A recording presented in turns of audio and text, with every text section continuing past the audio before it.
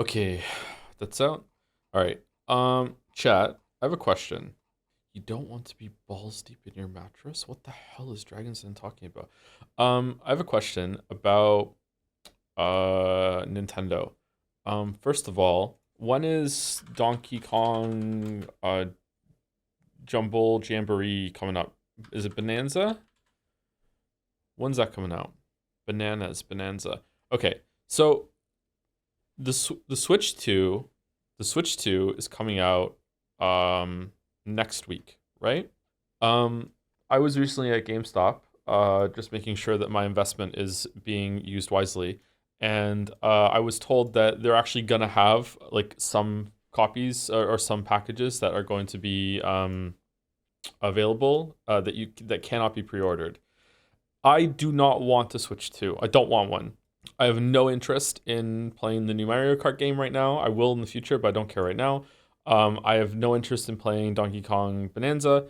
I don't care. However, is Nintendo gonna release like just sleeper drop like Mario Odyssey 2 before Christmas this year? There's no way that after their new console is launched that they're not gonna have a really good like game. Well, actually, hold on, it's Nintendo.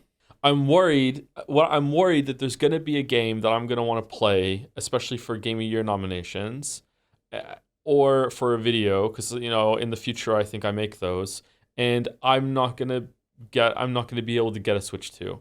That's Mario Kart. No, like the Christmas season. The Christmas season, they're not gonna have a game that comes out to like have a resurgence of like um Switch 2 sales or anything like that. Metroid Prime 4. I don't think Metroid Prime 4 is going to get nominated. When's that coming out? It doesn't even have a release date yet. It's Pokemon. Oh, is there another Pokemon coming out this year?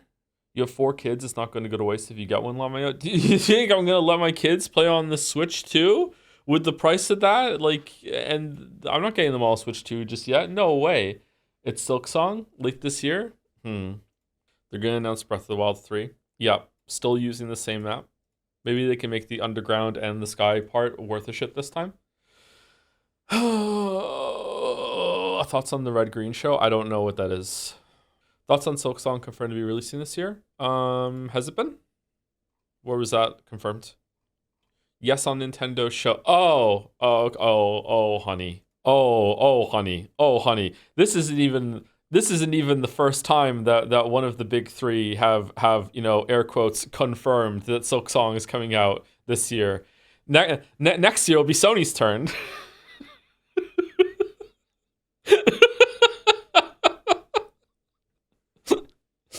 Anyway, I have a coffee brewing. I think I'm gonna go get it right now. Actually, I did launch in administrator mode, didn't I? I hope I did, because otherwise I'm gonna be annoyed. Let's do game deal real quick, and then I'll go get it. Hold on. Is this Danganronpa? The first one. It is Danganronpa. Holy, holy! But it's game deal. What? Why do they have this here? That's weird. This is Taken with Liam Neeson. This looks like Tekken 2. It's not. It's Tekken 1. It's just Tekken. Nope, it's Tekken 4. It's Tekken 4. Nope, it's Tekken 3. Wrong saga. What? Tekken Tag Tournament. Tekken. Yay!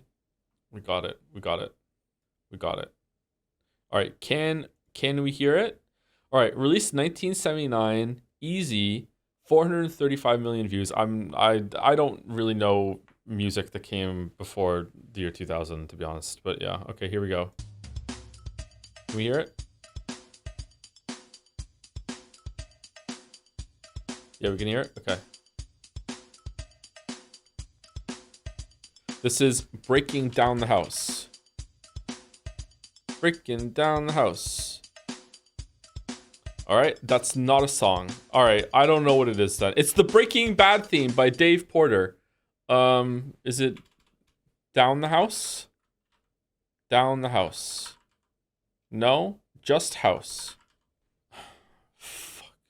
You know what? It's probably. Is it Our House? Is it Our house? It's not Our House. Why do I think it's Our House? It's not Our House.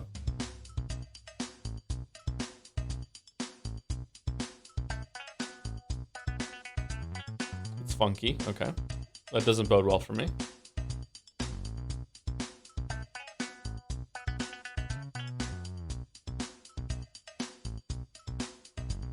Okay, I don't know it.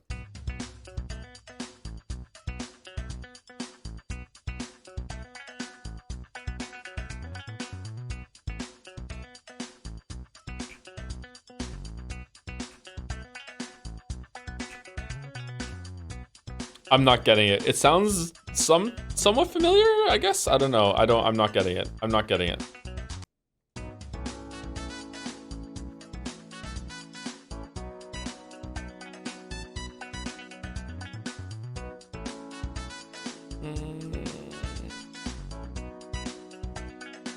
If Mouse was here, she'd have it already. I feel like I should know this. This sounds so familiar.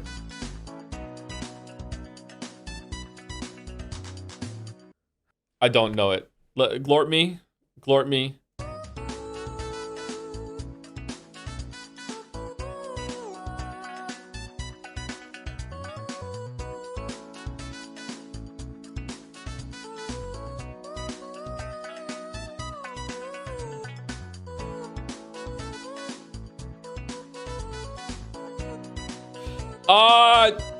No, fuck.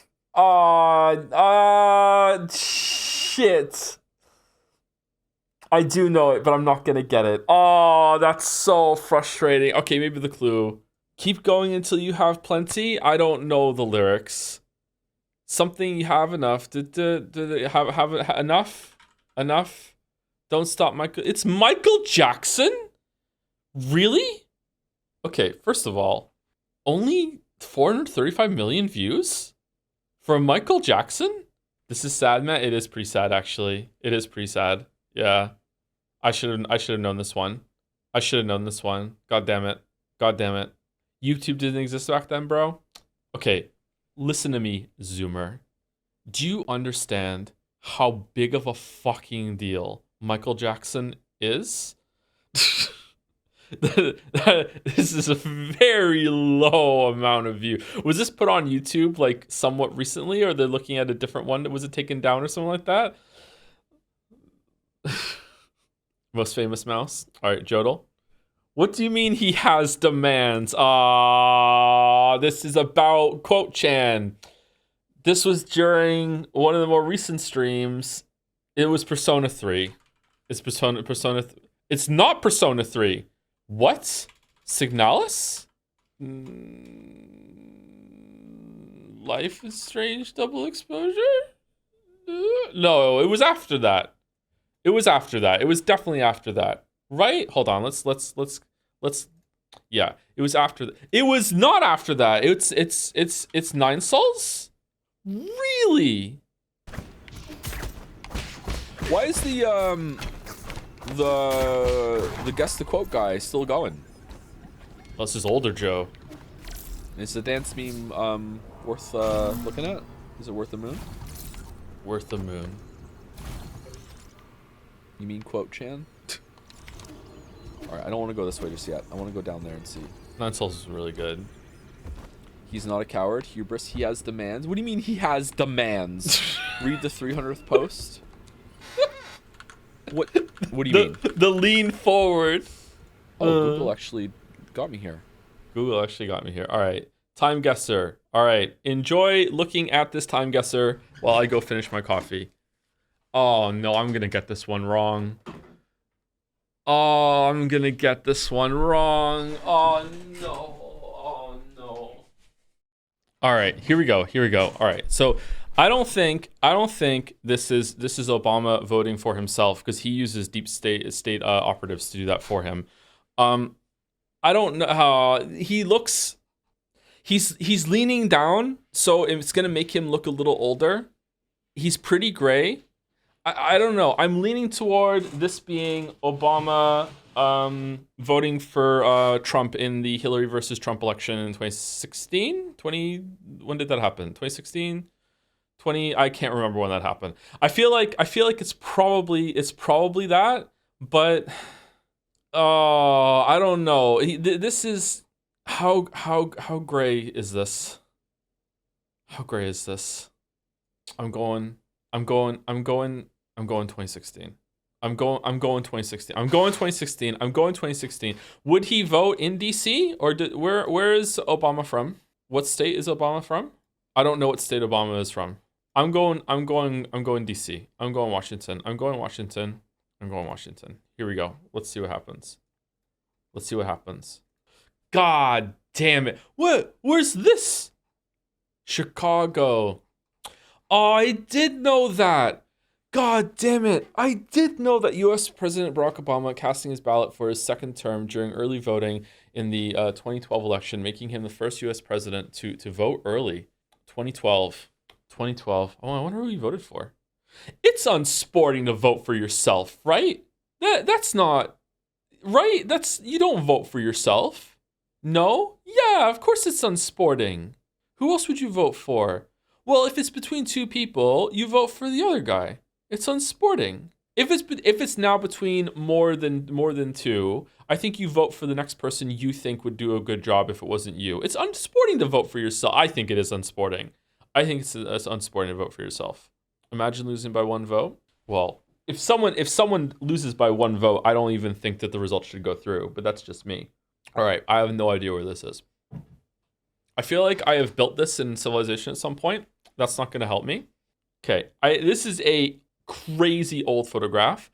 I did Time Guesser yesterday, and I did 1910. I got 38,000 points on Time Guesser yesterday. By the way, I did 1910, and it was 1901. So I'm wrong. So I'm gonna be more bold today, and I'm going 1905. 1905. I have no idea where this is. I have no fucking clue.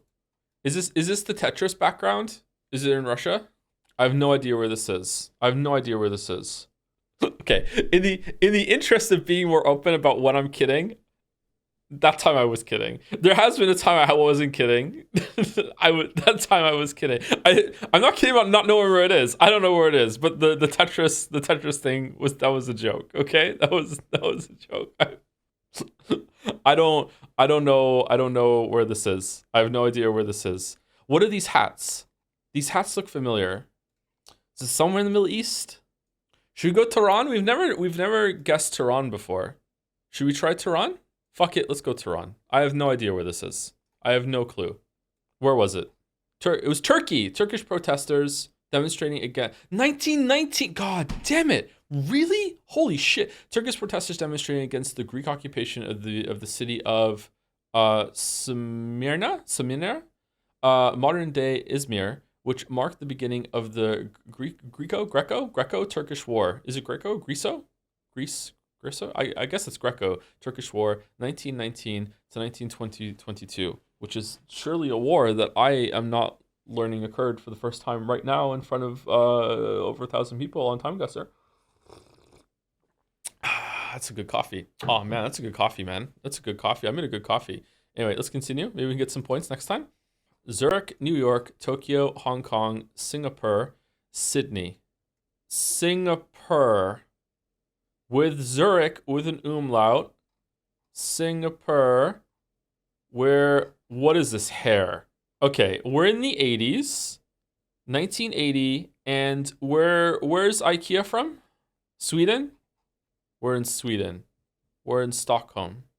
Wait, hold on. Wouldn't they have their own time on here? Whoa, 1 second. Where's Zurich? Is Zurich in Germany? I don't know where Zurich is. Where's Zurich? It is in Germany. Okay, all right, that's good. Where I don't see it. It's not in Germany. It's not in Germany. Okay, I don't know where it is. Where's Zurich? I'm looking around. I'm gonna find it. Where's Zurich? It must be a big city if it's on here with New York, Tokyo, Hong Kong, Singapore, and Sydney. Maybe we're in Singapore. What's Singapore? I thought that was just like Singapore, but spelt wrong. They just ran out of letters or space or whatever. I don't know. It's literally there. What do you mean? I really am blind. I'm looking for Zurich. Where is it? It's by the Alps. Oh, it's right there. Oh, I'm sorry. Yeah, you are right. Sorry. Zurich. Okay. Again, I'm like lot going on. I am bad at reading maps. Don't get me wrong. I am bad at reading maps. Okay, it's gotta be here, right? 1988. It's gotta be here. God damn it. What? What is this horse piss? Basel, a view inside a company office in Basel, Switzerland during the early This is 1992? Oh, fuck. Frank's Quality Fruit. Better Something. Jeanette Lingerie Hosiery. Haberdashery. The Duke is Coming. Hold on. Is that cents? 56 something for something. 246? 26? Taxi cab stand. Getting some flapper vibes. Pens Hardware. Keys, cut, paints, crockery. Is that a C? What is that?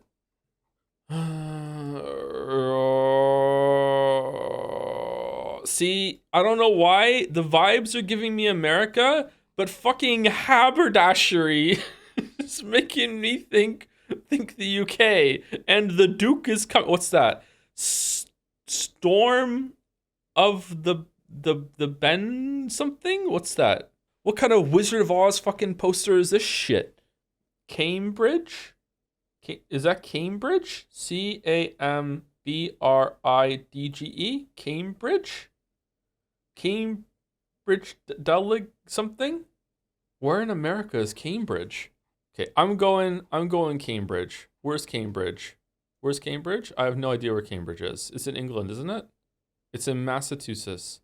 Is there Cambridge in the UK? There is, isn't there? It's on the screen. Is it really? Oh, there it is. It's Cambridge. Okay.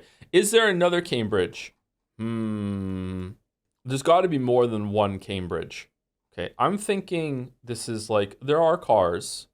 I'm thinking 1949. You've never heard of Cambridge University? I have, obviously, but I don't know like if that what Cambridge that refers to. Like I thought it was here. Is it here? Is this where Cambridge University is? Because that's my assumption, and now I'm second guessing myself. And now I think there's like a Cambridge University in America that I'm getting it confused with. Joe, it's 1920. Do you think it's 1920s? These cars look older than 1920s cars to me. All right, I think it's wrong. Let's go. We're gonna go over to the fucking like Americas. Here we go. Oh, fuck off. I immediately thought Australia when I saw this photograph. I didn't say anything. Fuck off, Australia. No. Ban Australia. Fuck off. A street scene in King's Cross suburb in Sydney during the mid-30s. Okay, so this Cambridge thing is just like a local name of a company or something.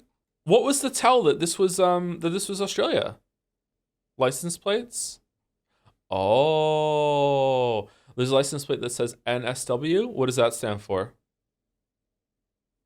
Departure from Tokyo. Arrival at London. Well, I think we're probably in Paris. I didn't realize they built an airport around this thing. What the fuck? Okay, so all joking aside, like there's no way that you're departing from Tokyo without being in Tokyo, right?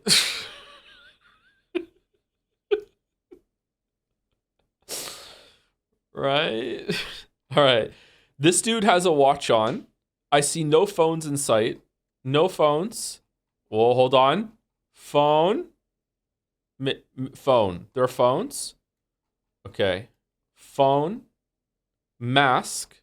No masks. I know that in China that a lot of people just wear masks a lot just because. I think at least that carried over to people that came from China that lived in Toronto that I knew. Is that also true in Japan? Because this might not be a COVID sign if that's the case. Yeah, I'm not seeing a lot of masks. I can't tell how recent these phones are. It looks like a decent photograph. I think I'm gonna go 2017. Wait, we already had a no. 2016 was my wrong guess with Obama. All right, I'm gonna say 2017. What? Okay, what the fuck does this mean? Is there a Tokyo down here? A view inside the Terminal 21 shopping mall in Bangkok, Thailand, where each floor is decorated to represent a different city around the. It's a. You fucking. You motherfucker.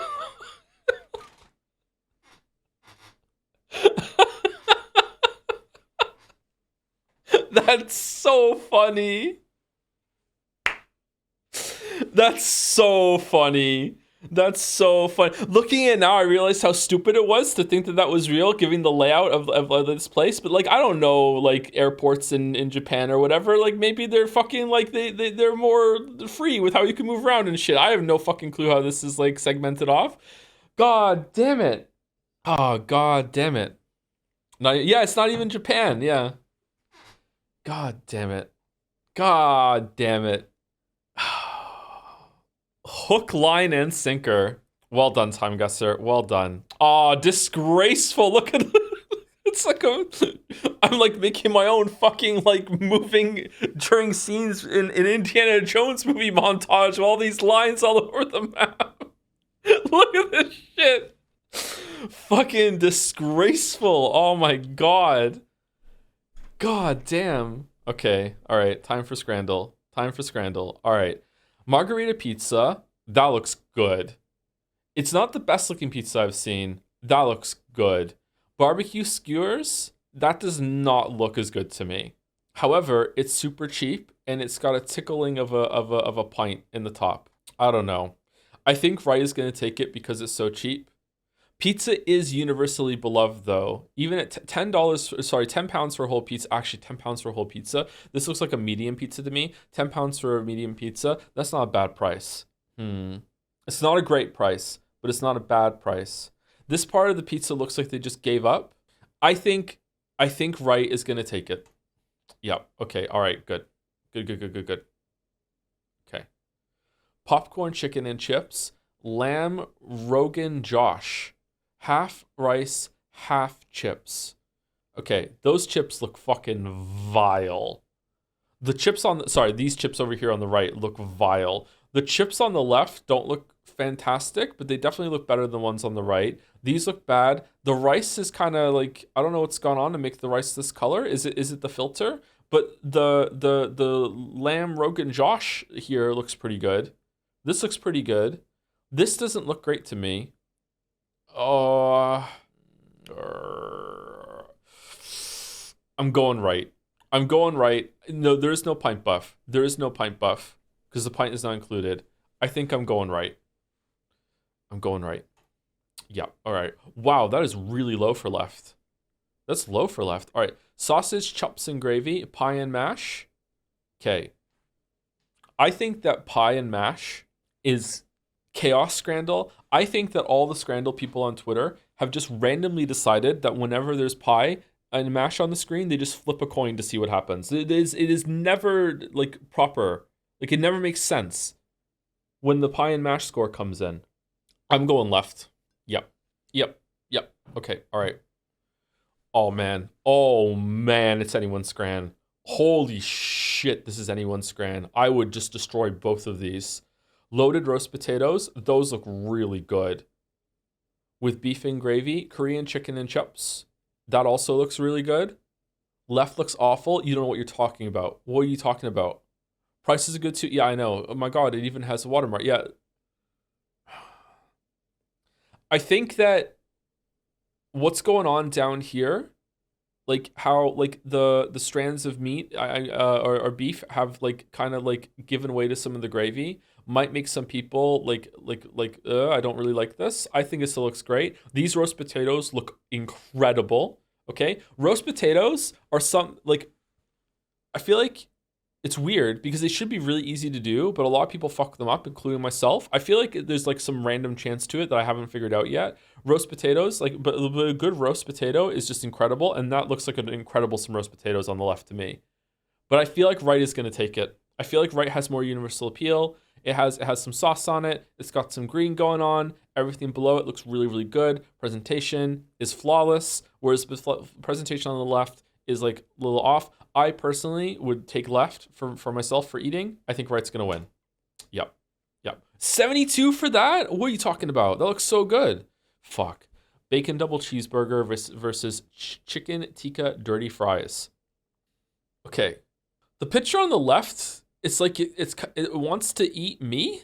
It kind of looks like a Muppet from Sesame Street. Anyone picking up what I'm putting down right now? It kind of, I don't. I don't know what's going on with the one on the left. Like I would eat it, don't get me wrong, but I just don't like the photograph. It feels like I don't, it's kind of putting me off. Chicken tikka dirty fries, that looks really good. Those fries look awesome. Burgers do score highly. You know what? I have faith in humanity that the one on the left is going to creep more people out than just me, and will make them score a bit lower than this burger normally would. Therefore, right is going to take it.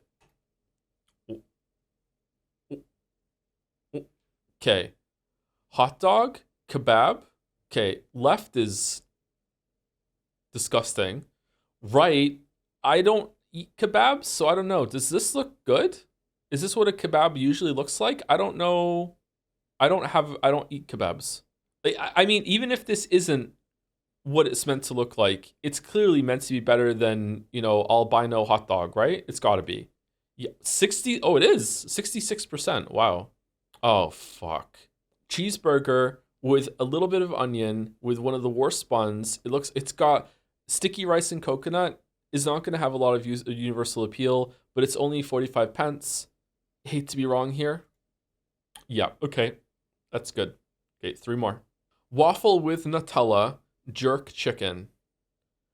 Okay, what a horrible photograph of the jerk chicken. Okay, is Nutella divisive? I don't know enough about Nutella. I don't have Nutella. I don't eat it. Is Nutella like Marmite? Is Nutella like a lot of people are going to be like, ew? Or is Nutella like universally beloved? It's pretty garbage. It is indeed 10 minutes ago. I don't know. I feel like jerk chicken, it looks edible to me. It looks decent and it's like food. I feel like it's not bad. This part looks burnt a little bit. Does waffle with Nutella have universal appeal?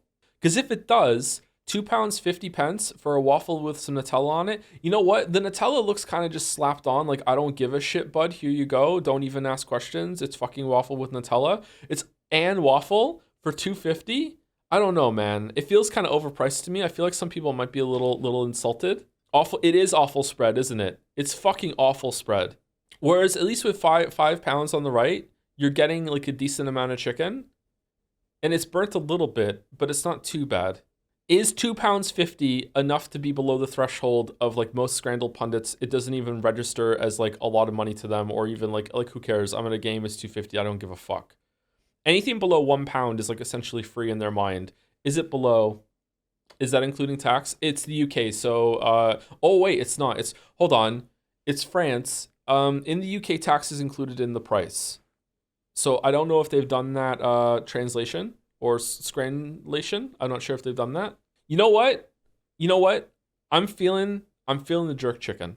And so far my instincts did not let me down this game. Well, it was a good run. Curry cheese chips, lamb and chicken tikka naans. It's got to be right. It's got to be right. Yeah, it's right. Yeah, that looks really good. Yeah. Okay. Can we at least get a 9 out of 10? Nope, we can't. Anyone's scran. Ruby special, 2 sausages, 2 bacon, 2 quarter pounders, cheese, chicken breast fillet, 3 onion rings for £8. Chicken box, £6. It's anyone's scran. It's anyone's scran. The right, you don't understand. The amount of food that you're getting in left with this presentation being pretty good for only £8 compared to the other stuff we got, left is like amazing value. However, right has just an incredible presentation buff. Maybe trying too hard, but maybe left is also trying too hard. I feel like I have to go right, because if I go left and I'm wrong, then it's going to be... Yeah, I need to metagame this. What is the more embarrassing one to get wrong when choosing here? If we go right and I'm wrong, then everyone can judge Scrandal and be like, what the fuck is wrong with people on Twitter?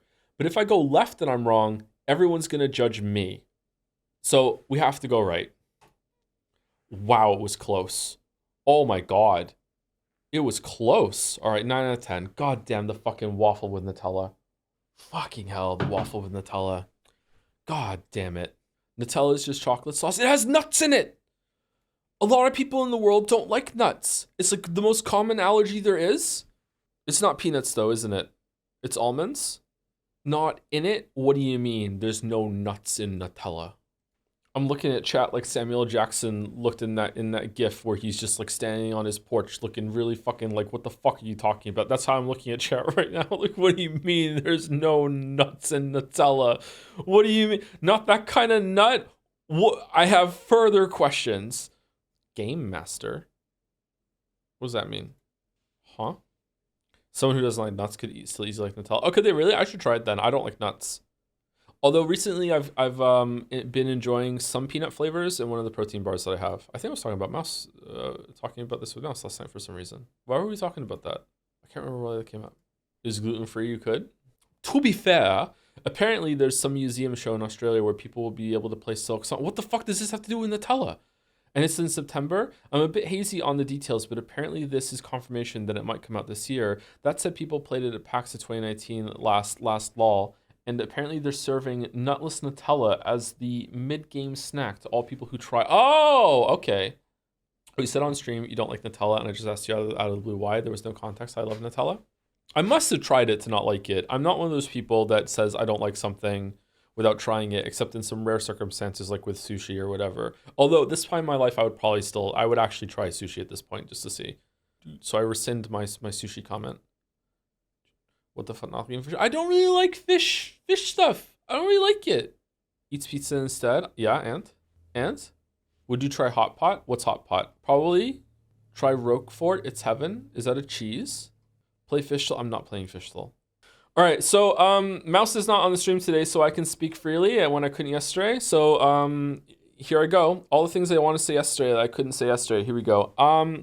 So I really like episode 5. I think it's actually my favorite episode probably. And it's really tied the story together with a real wonderful bridge between episode 4 and episode 5. And I'm really excited to see where the story is going. And yeah, I just really hope that I enjoy episode 6 as much as I did episode 5. Farting in the kitchen at 2 a.m. What the fuck does that mean? Thank you for being so brave. Thank you, Richard M15 for the resub. Thank you, Chefin for the resub too. Could have been Umineko. There's no way Umineko. We're already with the Nekos. Here they are. What do you mean Umineko when the fucking cat girls cry? Like, come on, they're eating their fucking seagulls. I have a vor fetish with the fucking feathers in the fucking cat girl mouth. Like, no, Umineko. Would be even worse. Fucking could have been Umineko. Yeah, fuck off. What are you talking about? Do you know? So for anyone who doesn't know what I'm talking about, that is a transcript of a clip, apart from one part of it that someone slipped in. That is a transcript of a clip that's on the channel of when we were playing Steins Gate, okay? So, someone said this could have been Umineko when I was reading it, and I went off on this rant saying Umineko would have been even worse, and I was completely wrong. Do you know who clipped that? I don't know if it's still on the channel, but that was clipped by fellow YouTuber Racevic of all fucking people. I don't know why he was here, but I don't know if we can still link that clip in chat. By the way, I'm not sure if it's still there or if it was lost in the great clip purge of 2019 or whatever. Anyway, thank you, Joe Camo31 for the resub. Noir voice. Noir? Tell Delano or check the ceiling. Tell her gullible is written up there. That one? Or is there a different Noir voice? There we go. What the fuck are we talking about? Thank you, Joe Camo. Thank you, Emma J for the resub. Hey, To, really excited for the Metal Queer Solid franchise playthrough. Death Stranding 2 and Summer Gaze Fest streams coming up this June. Truly Hideo Kojima's Pride Month. Have you considered spending a stream? Playing some game demos during stream next fest coming up on June 9th would be a welcome break from the wokes and the weebs of Umineko and Baldur's Gate. Your streams have been a very welcome reprieve during a very stressful exam season. Okay, I was halfway through that before I realized it wasn't just going to be like one of those scrambled sentences that had no meaning. Holy shit. Anyway, thank you, Ahmed J. I don't know if we're going to do demos like that. If enough people want me to, I wouldn't mind checking that out. It sounds like it might be an interesting time, but it'd be a little hard to set up. Wait, you stream Baldur's Gate? Tomorrow. At what temperature does it get too warm for you? Well, today it's not that warm. It's not very windy at all, but it's approaching 20 degrees Celsius. And I went out with my like winter hoodie on, so that's why it was too warm for me. But the sun was like no wind, and the sun was just really, really warm if you were standing in the sun today. So not good. The boys were too warm too. Joe's in 457 for the resub as well. Time to see some absolute peak after the episode 5 cliff. Can't see peak without cliff, it's true. Thank you, Crazy Fist, and Weck is on fire for the resubs. Episode 6 out of 10. Oh. Thank you, Lazy Potato, for the bits. Hi, Mr. Toe. Please skip this if you don't want to go through this topic again. I finished watching yesterday's VOD of Umineko and just want to say, please never be afraid of voicing your thoughts out about what's happening. Regardless if it is positive or negative. Personally, I enjoy knowing your thoughts. I know most people do, but it can be a little frustrating sometimes. Thank you, Lazy Potato. Thank you, Henry White, for the bits. Speaking of games worth to buy console for, will you stream Death Stranding 2 on day one, or should I shill Sony for the game? I'm actually thinking this over. What do you mean shill Sony? What's going on? What kind of pull do you have? What kind of power do you have, Henry Wyatt? I am probably going to stream Death Stranding 2 on day one or like the day after or whatever. Yeah, probably. Assuming that my PlayStation is still going to work after kids have played Astrobot to death on it over and over and over again. Probably. Are you considering finishing Cyberpunk 2077 Phantom Liberty for Witcher 3 video? Nope. Nope. That's not happening. If I do a Cyberpunk video still, I will play Phantom Liberty for it, but I will not finish Phantom Liberty. I haven't even played Phantom Liberty. I'm not doing that for the Witcher 3 video. No. Are you going to restream Naughty 3? Yeah, probably. We'll probably do the Summer Game Fest. Yeah, enough people have expressed interest in that. Yep. Thank you, Alduin Feet Pix for the resub. It's a nice number. 69 months? Nice. How's your life going? This month should be a pretty big personal payoff for me, hopefully, so wish me luck. Ooh. Little mysterious. All right. What's going on? Hope it goes well for you, Alduin Feet Pix. Well done. My life is going. Let's put it that way. It's going. Yep. Thank you, Tiny Rat, for the resub. 20 months with Tosif Ushiromiya. Nice. May your scandals be 10 out of 10 today, too. It was a 9 out of 10, and I should have trusted the waffles. I should have went with the waffles. Waffles was upon should have made me go with waffles not upon, and I fucking didn't. I'm upset with myself. It would have been a perfect scran again. Thank you, Pals, for the bits. Back at it again to shill everyone's favorite mid-2000s visual novel, including servants, magical battles, and a stupid but lovable red-headed protagonist who is shipped with an otherworldly blonde woman. Which am I talking about? If not both, depends entirely on the subjective, loving interpretation of chat. Enjoy your CCAT stream. Ooh. What's the other one? There is another? Thank you, Poust. Thank you, VaultBoy127, for the resub. Hey, Kevin. What? Hope your day's been swell. Love from the Netherlands. I've been paid to force you to make inflammatory statements about many things. Love from India. Can you please detail your gripes with Umineko episode 5 and Persona 3 4 more times? Love from Peru. All right. Thank you, Vault Boy. Thank you, Cameron 7 for the resub. Definitely me, by the way, for the resub as well. Hey, Joe, just wanted to say that I really like your content, smiley face. The smile really makes it. Thank you very much. Definitely me, by the way. Thank you, Nath Balzana. And Revrek for the resubs. You only hated episode 5 because Nanjo was barely in it. That's true. That's true. Also, like, hardly any George, Jessica, Maria as well. Yeah. I do like that the episodes have such varied feels and casts because of that. It's very, very flexible. Yeah. I wonder if Ryukishi was expecting people in the fandom to make their own versions of an episode. What if some of them have? What if anyone's done that? Thank you, Shoe Plastic, for the resub. And Bingo 90909 for the resub as well. Almost as many months as Umineko streams. 32-month resub. Yeah, that's true. How many are we up to? We've got to be coming close to 30, right? Charitable Coffee Maker used to say, just did my 4th year medical exam. Got a practical next week and 1 more year left before I can be called a medical doctor. But thank you for streaming Umineko and distracting me from my revision when I should have been studying. Can't wait for the second Witcher. Oh, thank you very much. And fucking congratulations. That's fucking respectable as hell. God damn, nice one. Next time you're here, can you chime in about fractures versus breaks of bones for no reason at all? Specifically in the most tiniest hairline fracture that there is. You know, need to get an MD to weigh in on this. Anyway, thank you, Paus, for the bits. It's a little VN called Fate Stay Night. It's a bit obscure and indie. Smiley face with a nose sticking out cheekily. Nice, nice. Thank you, Henry Wyatt, for some more bits. Stop with your Fate propaganda. Arches is the best VN, period. Arches? Archies? They're the same thing unless they're displaced? Ah, okay. Fake MD, I believed your story. There's no way a real MD would disagree with me. The armchair amateur who knows nothing about medical knowledge saying that tiny hairline fractures should not be considered the same as breaking of a bone. There's no way. There's no way. I wish you all the best with your last year, charitable coffee maker. Thank you, oh my god. Lelia, you just said Lelia, right? You just said to just go with Lelia last time, I believe. 3 months, let's go. Have you considered following in anime footsteps by having filler episode streams where you just do 4 hours of dull games? I mean, we do that sometimes when I just talk to chat on a black screen, and those streams surprisingly do quite well. I don't know. Black screen streams are always cream. Always cream. Always cream. Okay. There's a really good full-length Umineko forgery called Redaction of the Golden Witch. Oh, they do exist. That's cool. All right, I think I've caught up. I said thank you to everyone. Thank you to June Daydreamer as well for the bits. You asked if Remember 11 by Uchikoshi is good last stream, and I think that if you read it, you would have a Twin Peaks Deadly Premonition moment about every single Uchikoshi game you've ever played. It would be awesome. Well, I mean, that's his own work though, right? So like he's allowed to explore those things over and over again, right? It would be interesting to see where he started with that though, huh?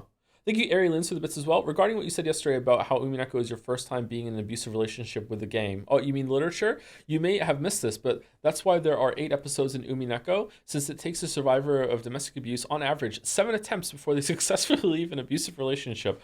All a part of Ryukishi's plan. Don't worry about it. Did you know that Ryukishi was a social worker? Maybe that's why he was able to have this in his episode list. Yeah, he's pulling that experience. I bet a lot of you didn't know that. It's kind of crazy, huh? That was a wild bit comment there, Ari Lens. Thank you very much. Thank you, Pincerata, for the bits as well. I'm going to eat a Nutella sandwich to start off the stream. Hope you like the start of episode 6. I should try one. I should try it. Thank you, Pincerata. All right, here we go. I'm reading solo today, so wish me luck. By the time I fell asleep, I got about 7.5 hours of sleep. I've been awake since 8 something, so I haven't been awake too long.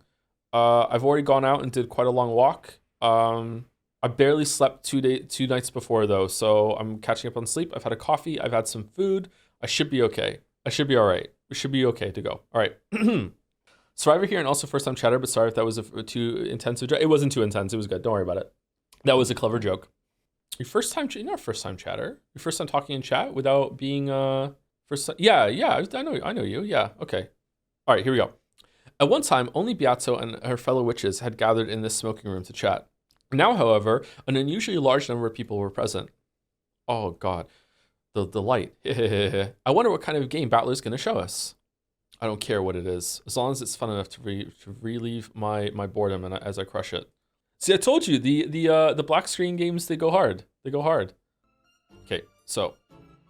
At one time, only Beato and her fellow witches had gathered in the smoking room to chat. Now, however, an unusually large number of people were present. Has it fucked up the thing again? The music?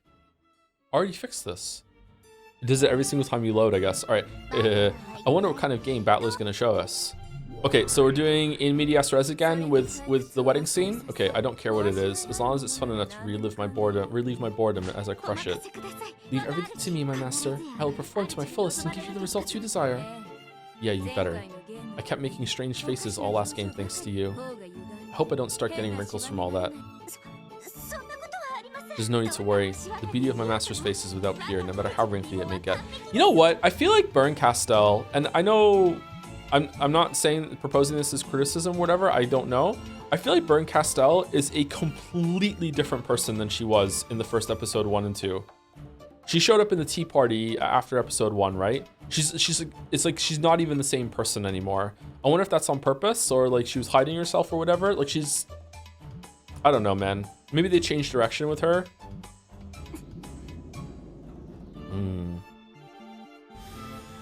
Oh God, the brightness. Ugh. It's rare to see Bern in such high spirits. Beato's game board really is something else. How sad it is that the master of this game board is no longer with us. The tiger dies and leaves behind its hide. Looks like Beato died and left behind her game. Not me though. Even though chess still exists, no one knows the name of the person who invented it. It was John Chess. What are you talking about? Oh, you're right. Yeah, poor game inventors. Couldn't think of it, Battler-san really has kept us waiting, hasn't he? Is he still setting up the 6th game? Gertrude, how have Lord Battler's preparations progressed?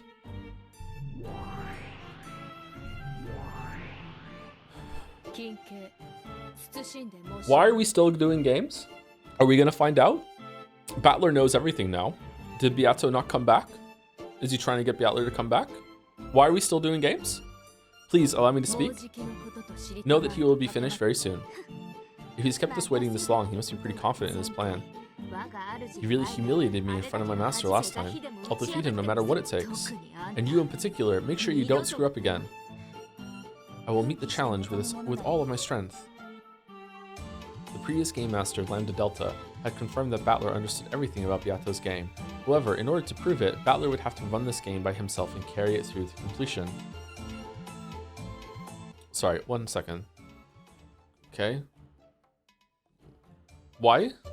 In other words, Sumari, if Erika could crush this game of Battler's, she would, in effect, wipe away the dishonor of that last game. Though Erika was chomping at the bit to get started, it was taking Battler quite some time to show himself. At that time, a swarm of gold butterflies popped into existence and took human form. From the shape of that familiar dress, everyone immediately realized who it was.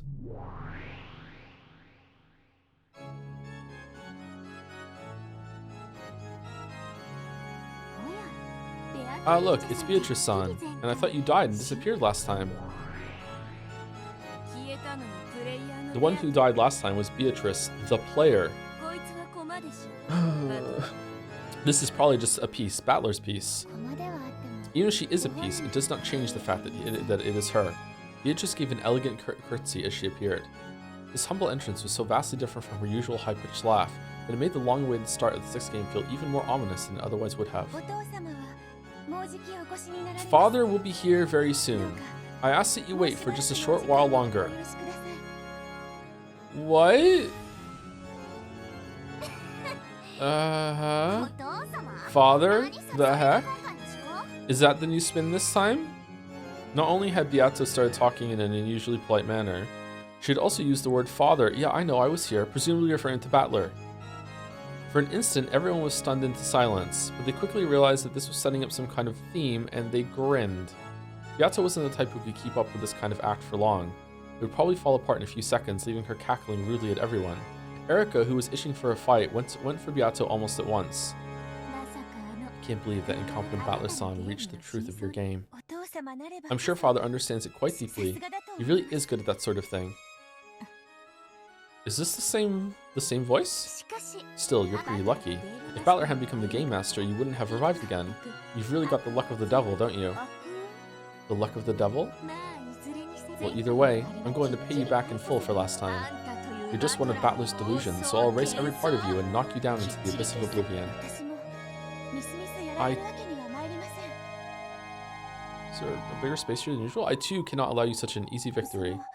Oh, I look forward to having a good clean fight. Watashi? By this point, everyone realized that something weird was going on. There was no doubt that the face, the dress, and the hair were all Beatrice's. However, her expression was different. Even though she had Beato's face, Beato would never show anyone an expression like that.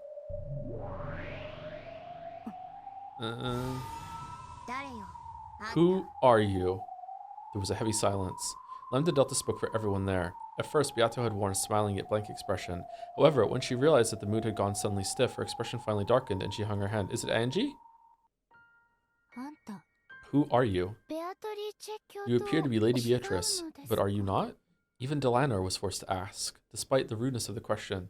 That was how much this woman, who appeared to be Beato, was not.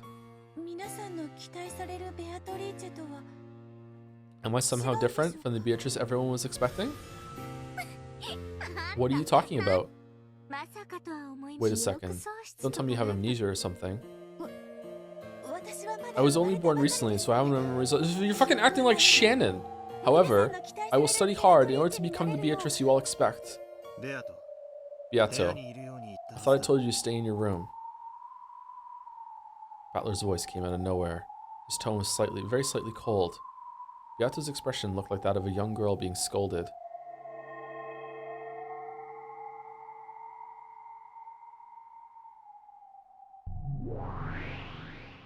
Oh, Daddy's home. With a swirl of gold butterflies, Battler appeared. His dignified bearing and appearance were fitting for the ruler of this game. However, his expression was gloomy, and his gaze was directed to Beato. Go back to your room. You aren't supposed to be here. I just wanted to help you however I could, Father. Go to your room. Okay. Okay. I want to compliment the drip, but if you're making her call you father, you can get in the sack with Erica, and I don't really care which one I hit more with the stick. Like, but I gotta respect the cloak. He spoke both softly and forcefully. Battler didn't leave her any room for debate. Beato hung her head and curtsied as she prepared to leave the room. Also, yes, what is it, father? Stop calling me father, please, for the love of God, please, please. My name is Battler. Never call me by a different name again. Thank God. All right, good. Yes. Why would she think to call you that? What is she seeing when she looks at you? Beato melted into a cloud of gold butterflies and disappeared. This was the first part of the tale of Battler as the game master. The witches had also assumed that he'd come forward with some flashy big developments, so this was all completely unexpected to them. Their mouths were still hanging open. This is a pretty weird take on it. Pardon me. Please forget what you saw just now. You're playing dumb, but this is all just part of your plan, isn't it? I was just fucking thinking of that. Fuck you. You're scheming to give us the wrong impression, like another North Wind in the Sun strategy, aren't you? Is there something wrong? Don't worry about it. It has nothing to do with you people. I see. Guess it doesn't matter then. Okay, Battler, start up the new game right away. You've kept us waiting so long, it's gotten totally boring. Sure, let's start the 6th game. Erica, and you too, Castel. This will be my tale, proof that I've reached Beatrice's truth. Lambda Delta, please watch this game until the end as a former game master. Sure, looking forward to it. What's the title? Dawn, as in Dawn of the Golden Witch. Sure, if we're talking about a winter sun that goes below the horizon right away. Of course, my master. I'll drag it back down for you.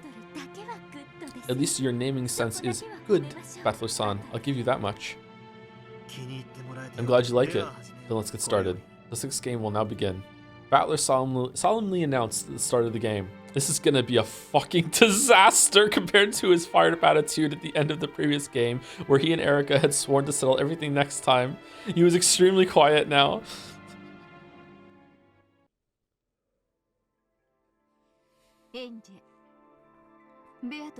Angie, Beato seems to have changed a lot since we last saw her.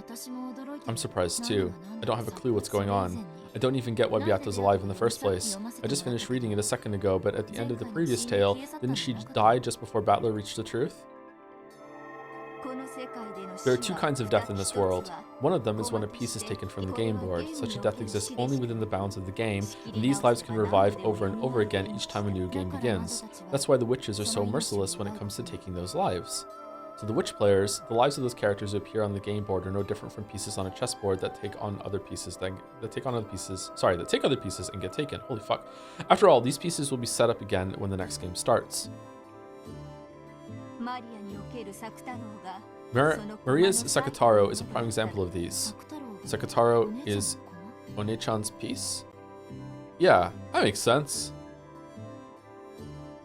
In the game board that represents the inside of One-chan's head, Sakataro certainly does exist, and is a piece that always stays by her side. Though he's nothing more than a stuffed animal in the real world, on One-chan's game board, he's no less of a piece than any other. You're calling that a game board? Huh. But I wonder, if he were a piece in a witch's game, it should be possible to revive him easily, right? But One-chan wasn't able to revive Sakataro in her world. That's because she lost that completely unique stuffed animal that was her vessel.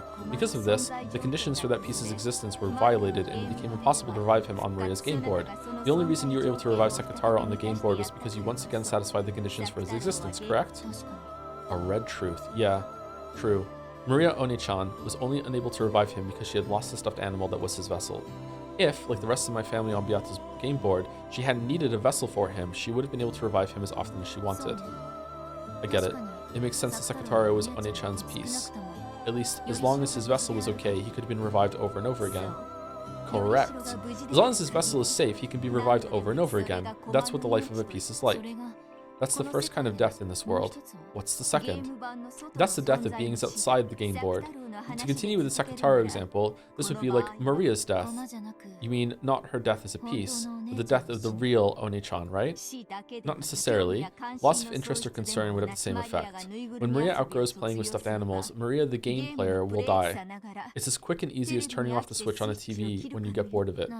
I see. In that case, Beato the player completely gave up on winning during the last game, so she died and vanished. Which means if Beato ever comes back, thinking she's got a chance of defeating Oni-chan, that'll mean she's come back to life, right? Logically, that is true. It's the same for humans, witches, and even gods. If they lose interest and concern, they can die at any time, and if they regain that interest, they can revive at any time. However, though the concept of time does not exist in the world of gods, they can revive whenever they want. Time shoots by like an arrow in the human world, so it isn't so easy there. That's true. Skipping school for one day might not be a problem, but if you skip for 3 days in a row, it'd be really hard to convince yourself to go back. Sure. And what if that's stretched out for a month, a year, a decade, or 1,000 years like in the world of witches? I see. If you skip class for that long, it'd mean your death socially. After being dead that long, not only would you be unable to catch up on all you missed in the world at large, you'd also lose any motivation you might have had when you left. So even though you'd be alive, it'd be fair to say that you've died once. I'm struggling to read already, not a good sign. You would never come back. You would never again be able to regain the self you once were. It would never come back to life. Okay, the dyslexia is kicking in, sorry. Beato lost any chance or hope of winning. Even though she knew this, she pretended not to and kept on fighting for many, many games. So Beato will not return. Her hopes were crushed. She spent all of the willpower that she might have used to regain the will to fight. Therefore, that Beatrice will never revive again. Oh man. Can you say it in gold? That Beato who just sat around the whole time with empty eyes in the 5th game must have been her corpse. She managed to remain on the game board despite it all, but then even that corpse was wiped away. The corpse that moved. If Beato had been the game master at that time instead of Lambda Delta, the game board itself would have vanished at that moment and everything would have ended. I wonder when Battler is going to use the power of emotions and love to overcome a red truth. Come to think of it, Beato started to lose the will to fight back near the end of the 4th game. When Beato loses her will to fight, the world of this game disappears. However, the witches wanted to keep playing in this game board world, so Lambda Delta bound Beato in place with that cursed shackle. She used that shackle to fix the game board in place and prevent it from disappearing, even if Beato did lose the will to fight. In chess, this would be the equivalent of removing the set time limit for each turn, making it endless. However, simply having the game endlessly pause on Beato's turn would cause the witches to die from their illness of boredom. That's why Lambda Delta took the position of Game Master. Starting then, Beato's existence was no longer one of the conditions necessary for the game's existence. That's probably why the shackles binding her to the game board were released. They're just riffing over here, huh? And that explains why she disappeared in the 5th game. So, when Oni-chan managed to reach the truth, it was one game too late for him to tell Beato about it. The 5th game was a form of charity on Lambda Delta's part. She merely showed Battler some mercy as the Witch of Certainty, acknowledging his strong desire to reach the truth no matter what. How can you call that charity? It's just those fickle witches killing time. Let's get back to the point. So, that means this weird Beato isn't the player Beato, she's just a piece Beato. True. If that is the case, she should eventually become the Beato everyone knows. I imagine that is the Beato that Battler wants. You mean, he wasn't satisfied with just a doll? When playing with dolls, one can project the personality they most desire onto the doll, like Lambda Delta and Burn did with every character last game. However, since you were acting out their part, nothing unexpected can ever happen. You cannot hope for any unanticipated happiness. In the human world, there's nothing so boring as a pre-established harmony.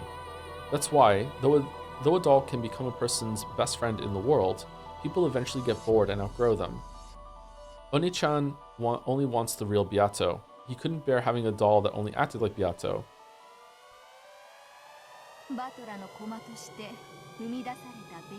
Alright, done with coffee, sorry about that. A Beato born as Battler's piece would probably move according to Battler's wishes. It's only natural for a piece. Pieces move however their players tell them to, and they can't do anything else. I see what it is Oni-chan wants.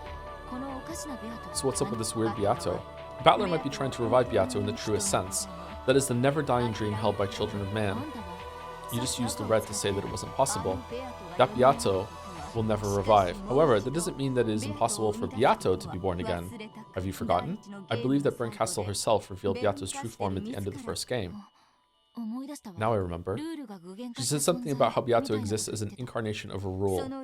Information began to be accumulated based around that rule, and in the end, it took the form of the witch known as Beatrice.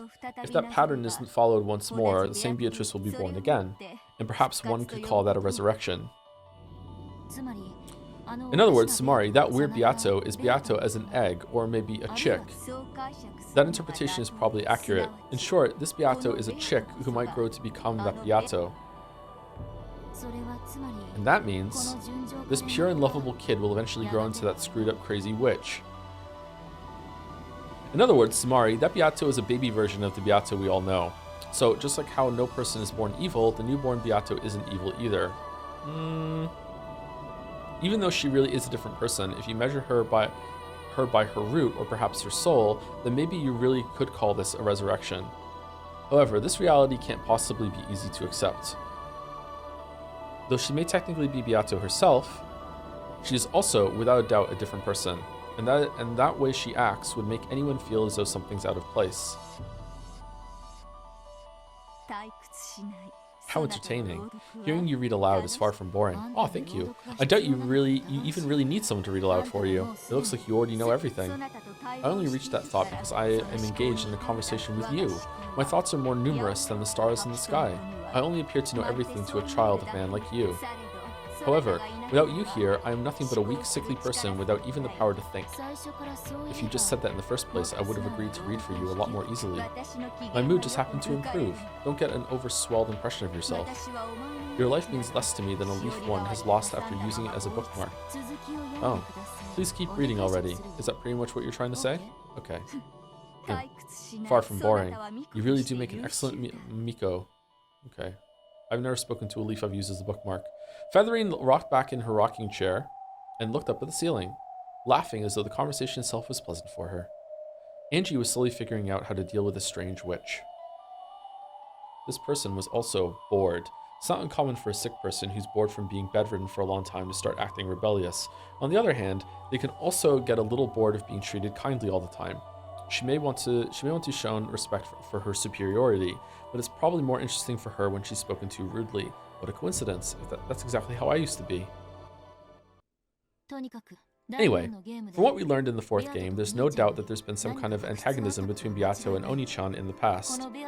Learning about this Beato might give us a key to finding the truth. It does seem so. It has caught my interest as well. Let's read her tale too. Oh, sure, as you wish, my master. When Angie raised her hands like a conductor, the bookshelves and the bazaar study responded. Once again, several books floated out and began to swirl around Angie. Thank you, Krutler, for the bits as well. 1,000 bits. Hello, Toe. These bits are on behalf of the Limbus conglomerate of Jads. Is there a Limbus conglomerate of Jads now? I don't know why I have trouble remembering what Limbus even is. Is Limbus the gotcha one? I think it is. Is Limbus Company? Or is Limbus the one that's like the board game? Yeah? Do people like it a lot? I feel like this game is incredibly controversial for some reason. Limbus Balls, Lameo? Aw, nice one. It's really bad. It's great. It's really bad.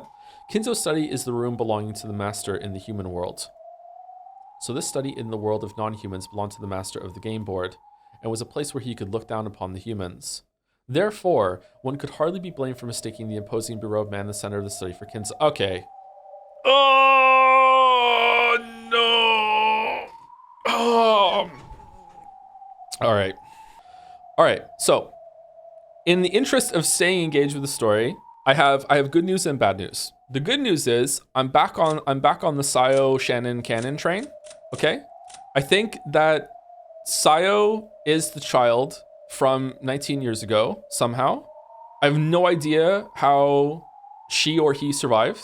I have no clue how. But that also means that episode 5 is even more horseshit than I previously thought. I also think from stuff that I'm barely remembering, I theorize now. I remember thinking that Shannon was his daughter or granddaughter, probably daughter, with a mistress. So remember, I remember saying something like George is like dating his aunt or something like that. I think that's probably true, but Shannon isn't, because Shannon is like furniture of Sayo, maybe. I don't know. I'm still not really sure about the mechanism how that works. I think that Sayo is probably a child that Kinzo had with, oh, does he have more than one? Probably the Beatrice that Rosa found in Kuadorian and let off the cliff. That's what my guess is. Oh, maybe not though. Like, did she have a kid? I think Kinzo, I haven't thought about this in a while, so sorry, it's kind of hazy. I think Kinzo has done some truly heinous, fucking vile shit. When it comes to trying to resurrect through the power of like indoctrinating girls to be like another Beatrice, okay? So I feel like that's where the story is going, and I just got another clue, which is why I'm saying fuck off. Is that, you know, mistaking for Kinzo. Oh wait, hold on. Would Sayo know that? Oh no, maybe I'm wrong. Why? How would she know? Maybe she wouldn't know. Would she have been told? Maybe. Why would she still be here? Okay, my read now is that so Kinzo lost his mistress, Beatrice. Beatrice was a real person, I'm guessing. Beatrice, mistress that he loved more than his actual wife that he married for whatever fucking reason, I can't remember now. I think it was like a diplomatic kind of marriage that that resulted in this family. He had his mistress Beatrice that he had somewhere.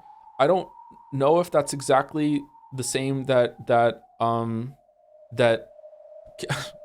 You really think that Kinzo that told Natsui to bear the one-winged eagle in her heart would do something so evil?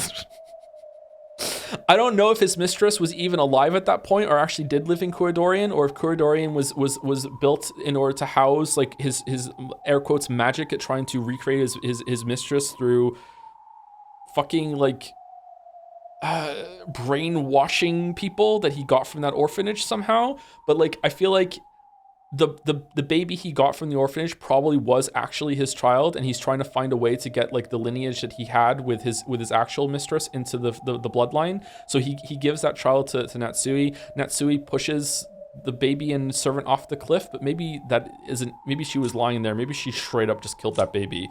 Then probably someone finds the baby lives somehow, which means that it has to be her, because she's the oldest servant, and she quit sometimes, right? Did she quit and take the baby somewhere else and look after the baby, get the baby set up, and then came back? Maybe he has something to do with it too, because he seemed awfully protective of the Beatrice that showed up in the other uniform in episode 2, 3. Sorry, it's kind of hazy. I feel like something like that, but then they come back to the orphanage, maybe? No, there's pieces I'm missing here. Anyway, sorry, that's where I'm back on with the overarching mystery of what's going on with Beato on the island and everything. But like, I don't want to get into it. But if I am right, and I really do think I'm right, because it fits so well again now. Erica not seeing this is complete horseshit. That's really bad. We didn't even talk about that yesterday. That's really bad. That's bullshit. Yeah, I don't know. On one hand, I hope I'm right because I like my theory. It fits really well. But on the other hand, I hope I'm wrong, because that means that I don't have to put like another stake into the story of like what I don't like. What's bullshit? Like Erica's perspective is meant to be infallible or objective. Sorry. And there were multiple scenes in episode 5 where, like one of the reasons why I got like on this line of thought, was that Battler never saw them in both at the same place at the same time. And there weren't many scenes, if any, of like them both interacting with a bunch of different people, except for maybe other servants. Does that mean the servants know about it? I can't remember. I'm sorry. It's a really long story, but Erica, like, it felt like episode 5, with the way that sometimes when Kanan and Shannon would talk in episode 5, they would talk together at the same time. The way that the Red Truth kept like not naming them, and it was like everyone else was there, that sort of thing, is like very like it was like trying to lie while also telling the truth. But Erica was like, who has the detective's viewpoint that's meant to be objective, was in multiple scenes with Shannon and Cannon in it, and Shannon and Cannon were talking independently. Like there was even that head count in that parlor scene, I think, or the not the parlor scene. I can't remember what the breakfast lounge, whatever, the lounge scene.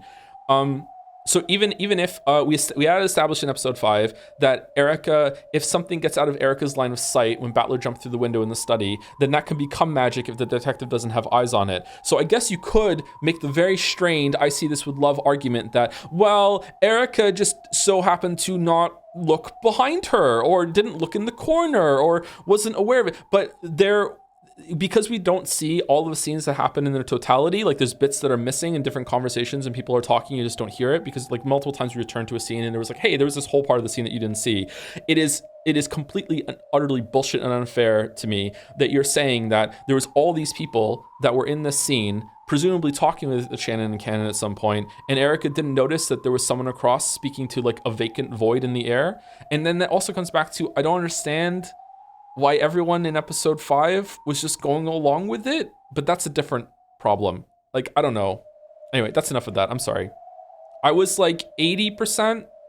I think I was like 80% before episode 5 about this. And then episode 5 dropped it down to like fucking like 10%. Maybe there's bullshit explaining it. And now with like the Kinzo, oh, maybe it's just gonna be explained in the next line. I'm gonna lose my shit, and Battler's gonna be like, but I've never been in this room before.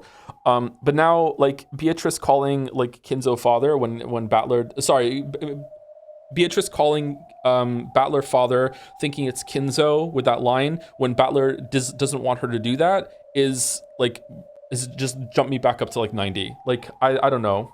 I don't think I explained that very well. I'm sorry. But that's my chaotic thoughts at the moment. Anyway, therefore, one could hardly be blamed for mistaking the imposing Baroque man in the center of the study for Kinzo. Maybe this is just a link back to how Kraus became Kinzo in this room in episode 4? Maybe, if only for a second. But it wasn't Kinzo. This was Battler, the one who had taken up the position of Game Master, becoming the new territory lord of this world. Around Battler was a swirl of glowing fragments sparkling like the night sky, and on the floor was what appeared to be a red magic circle. To an outsider, it would seem to be nothing more than an incomprehensible geometric shape. But to Battler, who stood at its center, it was the outline for a new tale. A new line grew across the magic circle, following Battler's gaze. Then, at the instant it connected with a complicated symbol, the entire magic circle flashed brightly.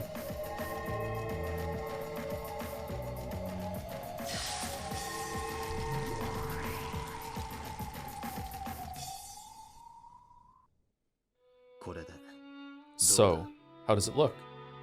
It is splendid, Master. The 6th game is complete. As Battler wiped his forehead and finally relaxed, Genji, who was standing behind him and watching over his every move, nodded deeply in response. I always thought being a game master meant you can make the tale however you want, but this is seriously harder than I thought. You must write up multiple tales and make the inner and outer sides of the story match. Unless you're Lambda Delta. Though truly you have displayed such skill, it is hard to believe that this is your first time. I believe even Erika-sama will be satisfied with this game. Well, hopefully it matches that great detective's tastes. Still, I've got to honestly respect Beato now. I can hardly believe that she managed to make tales that complicated and do it so easily. Easily? Far from it. Beatrice-sama also worried, racking her brain over various contradictions each time she created a tale. She was constantly battling with logic errors. Logic errors? That is when two sides of the tale do not meet, creating a contradiction. When this happens, it becomes a fatal violation of the rules known as a logic error. And the game board will immediately collapse and destroy it. Nah, it doesn't. Nope. It is the greatest and worst form of error that the which side can make, and the one which must always be avoided. Oh no, Battler, what are you gonna do? Oh, for fuck's sake. So Beato got close to bumping into those many times in her games. She fought with him every time she created a game. I believe it grew even more difficult for her as he became a more formidable opponent. So, do you think this game I've made is good enough to show Beato? Yes, of course. Beato hasn't woken up yet, has she? It's been a while since her body was formed as a personification of the rules. Is she still not awake? After remaining silent for a while longer, Genji answered. Okay, so this process that they're describing right now seems to very much imply that it's not true that when they make a game board, they don't just flip through the fragments to find like a story that could have happened here and then just go with it.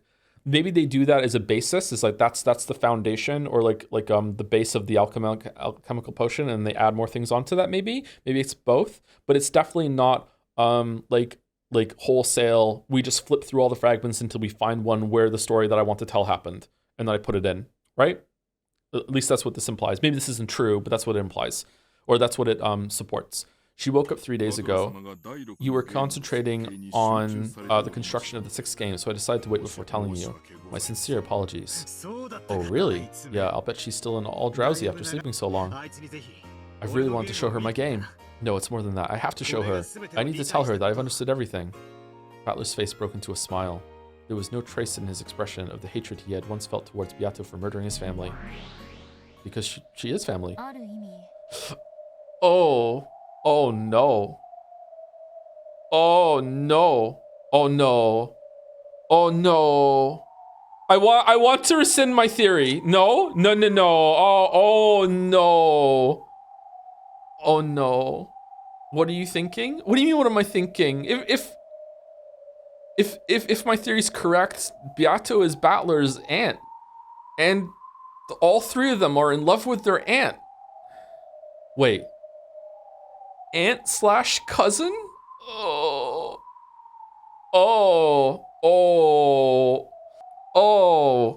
Okay. In a way, that was the final riddle of the 5th game. Yes, when Battler reached the truth, there was a great change in his impression of Beato. Oh, you guys are going to be the narrative framing for this. Oh, that's cool. I like that.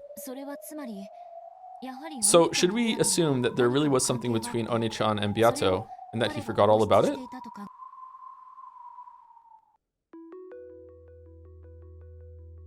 However, Battler suspected that this in the 4th game and asked Beato about it. According to the tale, this was denied by the Red Truth. 6 years ago, no person called Beatrice existed for Battler.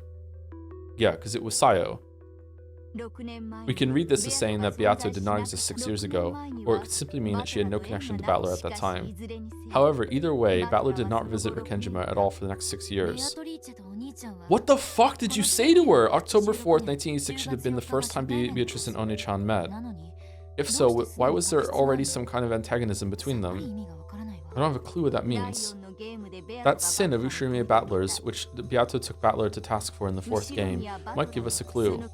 The result of that might have been Beatrice herself. The result? The result of Oni-chan's sin was Beato? It almost sounds as though Oni-chan created the witch Beatrice himself. Almost as though Beatrice was Battler's piece. Huh? Battler sinned 6 years ago. Because of that sin, people died. The one doing the killing was Beatrice. If you consider the possibility that everything's connected to Battler's sin 6 years ago, then the one who created Beatrice was Battler himself. I thought it sounded almost as though she was Battler. Okay, that... Fuck. What did I even suggest like 2 months ago?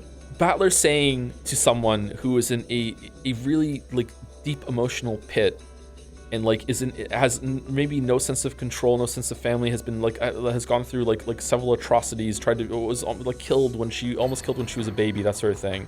And if Battler just like had a connection with her and he didn't even realize it, and he said something like I wish Beatrice was real and just showed up and would take this family to task, like maybe would that be enough? Maybe, I don't know.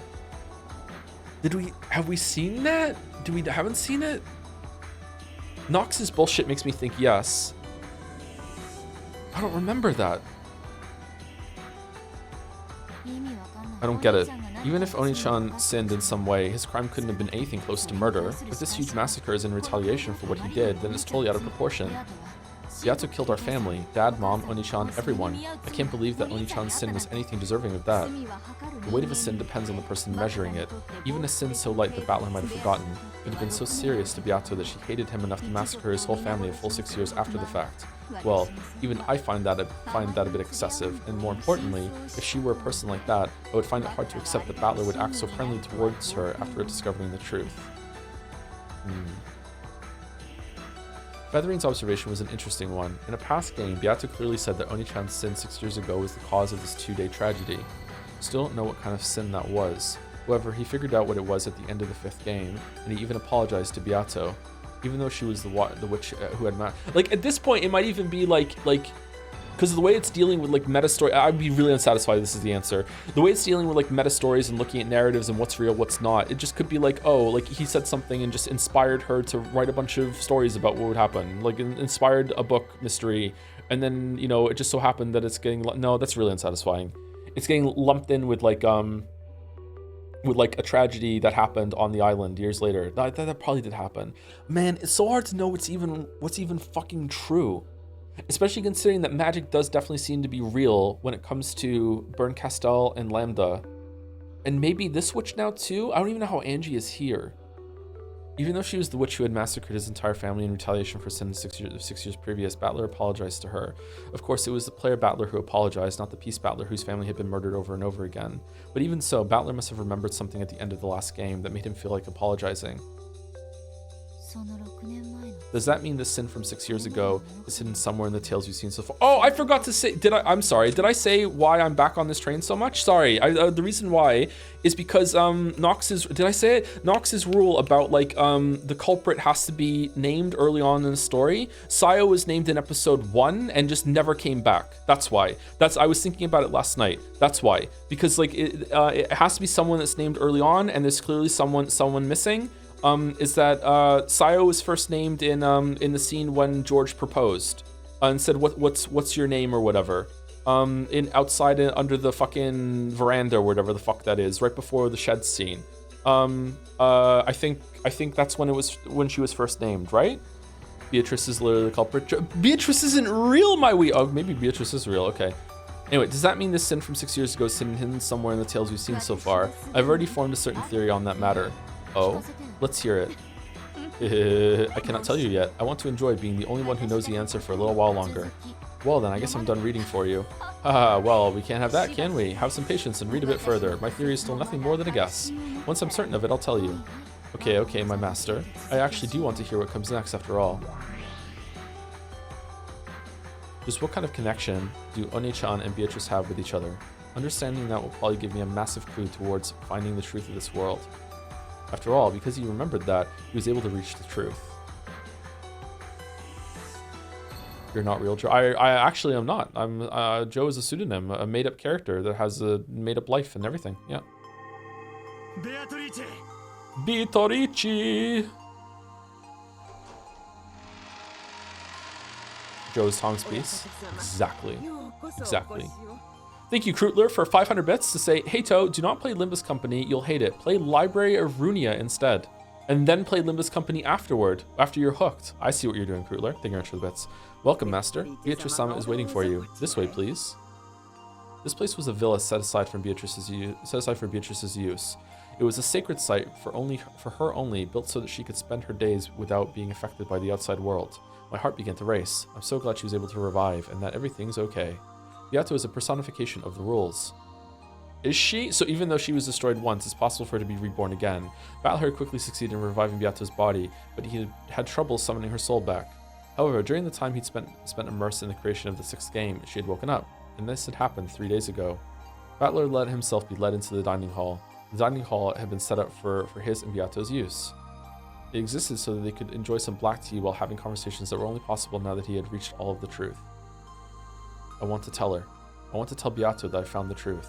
I want to go to... Battler couldn't hold back his excitement over this miracle he'd been granted, the miracle of Beato waiting for him in the dining hall to hear what he had to say.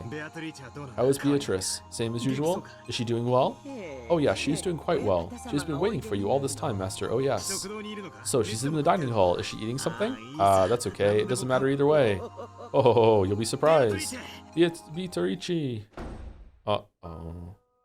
When he swung open the doors to the dining hall, Battler was greeted by a wonderful sight.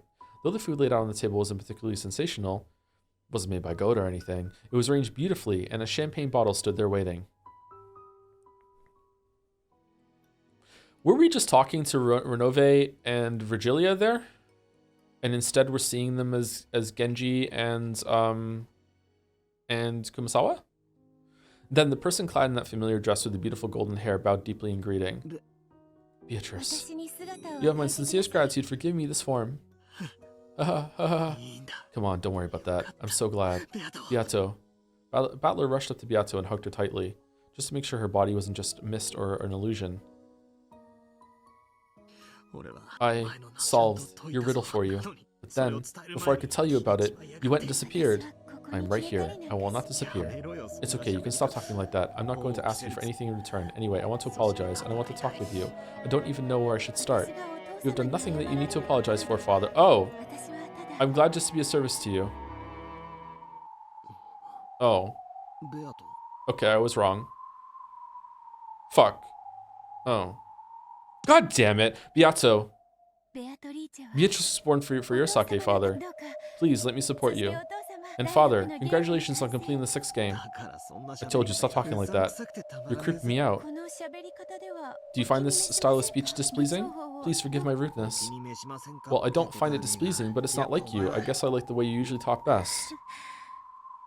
Beato smiled vaguely. To Battler, it probably looked as though they were both smiling at the unusual way she was talking. However, Beato's smile literally was vague and uncertain. After all, she didn't know how she was supposed to talk. Anyway, Beato, be mean to me. Just what kind of joke is this? Don't tell me that the great Beatrice-sama decided to cook for me. When I heard that you had completed the 6th game, I wanted to see if I could prepare a modest reward to congratulate you. Ho ho ho ho. What were you wrong about? I thought that the first interaction that they were gonna have was gonna be in Kinzo's study. So when you look at Battler standing in Kinzo's study with the cloak on and everything like that, you see Kinzo. But their first meeting is when he's in here and he doesn't have the Kinzo study buff with a pint, and also with the fucking mushy peas debuff. Like it's not there. Oh, Beatrice-sama really worked hard to make this. I didn't even need to lend a hand at all. No, I didn't. The food set on the table really was modest and inexpertly made. You could tell by looking at it that Beato, who wasn't particularly skilled with cooking, had given it her all. However, signs of discomfort and irritation were beginning to appear on Battler's face. What's going on here? Well, as she said, Beatrice-sama wishes to congratulate you. Sweat was starting to show up on Kurosawa's forehead. She was also feeling uneasy. When he noticed, Battler realized that it wasn't just his imagination. Beato turned her back to Battler and stuck a corkscrew into the champagne bottle. Then she showed it to Battler. Father, congratulations on the completion of the 6th game. In the hopes that you will prove victorious over your longtime rival, Furudo Erika, longtime rival. Pop. When presented with a champagne bottle and a sound like that, anyone would think that the cork had been pulled out. However, it wasn't the cork. It was the bottom of the bottle. The high-quality champagne that Beato had procured splashed out all over the floor and her dress. Okay, calm down with the visual effects. Then, the same sound repeated several more times. Each time, one of the plates of food on the table was knocked into the air. Father, did you find the food displeasing? Who are you? I am Beatrice. I was born for your sake, Father. Why'd you spill it then? That's not right. Huh? Who is this? This isn't Beato. And anyway, don't call me Father. What's going on here? What is this? Didn't I revive Beato? Genji, what's this all about? My apologies, but that is indeed Beatrice-sama. Are you... Oh, fuck, my controller is plugged in. 1 second. Are you kidding me? How is this supposed to be Beato? She's totally wrong, a fake. No, this is Beatrice-sama. This is, without a doubt, Beatrice-sama, who was born in accordance with the rules of the game board. No, this isn't anything like Beato. Beato would always talk in that weird way and laugh rudely and flirt with me. This is no, this is most certainly Beatrice-sama herself. Then why is she talking like that? Why is she calling me Father? Beatrice-sama was only born a short while ago. It would be far too cruel to expect her to act as she once did so soon. Are you saying that her memory hasn't returned yet? Master, this person truly is Beatrice-sama herself. However, she is not the Beatrice-sama you know so well. What are you talking about? I'm the game master, right? Why can't I revive Beato? If it's like an earlier version of her, and she's acting like an earlier version of herself, why did it start here of all places? Beatrice-sama has arrived, however the old Beatrice-sama lived for 1,000 years. This Beatrice-sama, on the other hand, was only born a short while ago. If she appears to be a different person, well, that just can't be helped. Then how can I revive that Beato? Her body is right here. How can I revive her soul? If she lives the same 1,000-year life again, she should become the same Beatrice-sama she was before. Are you telling me to wait 1,000 years? A person's personality isn't decided solely by their birth. It can change drastically based on how they live and what they experience.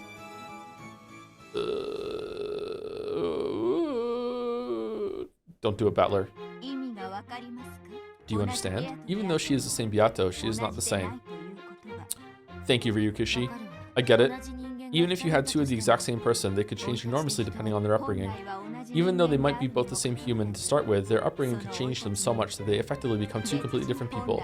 Usually we use the term person to refer to a person, not their personality.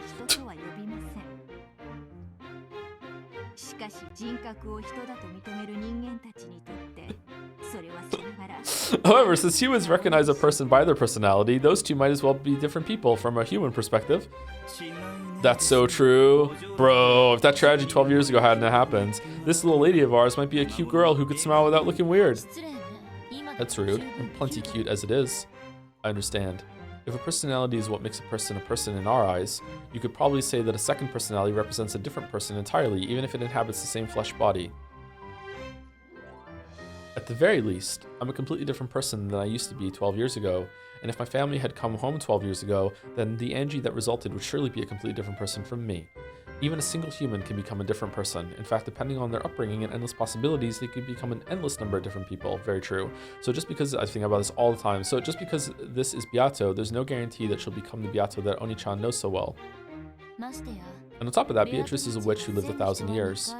People can die and be reborn in just 3 days. 1,000 years is such a huge amount of time. It seems you're quite a skilled reader. For most of my readers, it would be necessary to spend several hundred pages to explain how a single person can become different people depending on their upbringing and time. Man, Ryukishi was mad when he wrote this one, huh? Don't understand your readers. Don't underestimate your readers. We aren't just reading. We read and we think. If you make 100 people read it, about 90 will be able to. However, only 50 will actually understand what it means, and not even 20 will actually think beyond that. And all I ask is that they think it over a bit.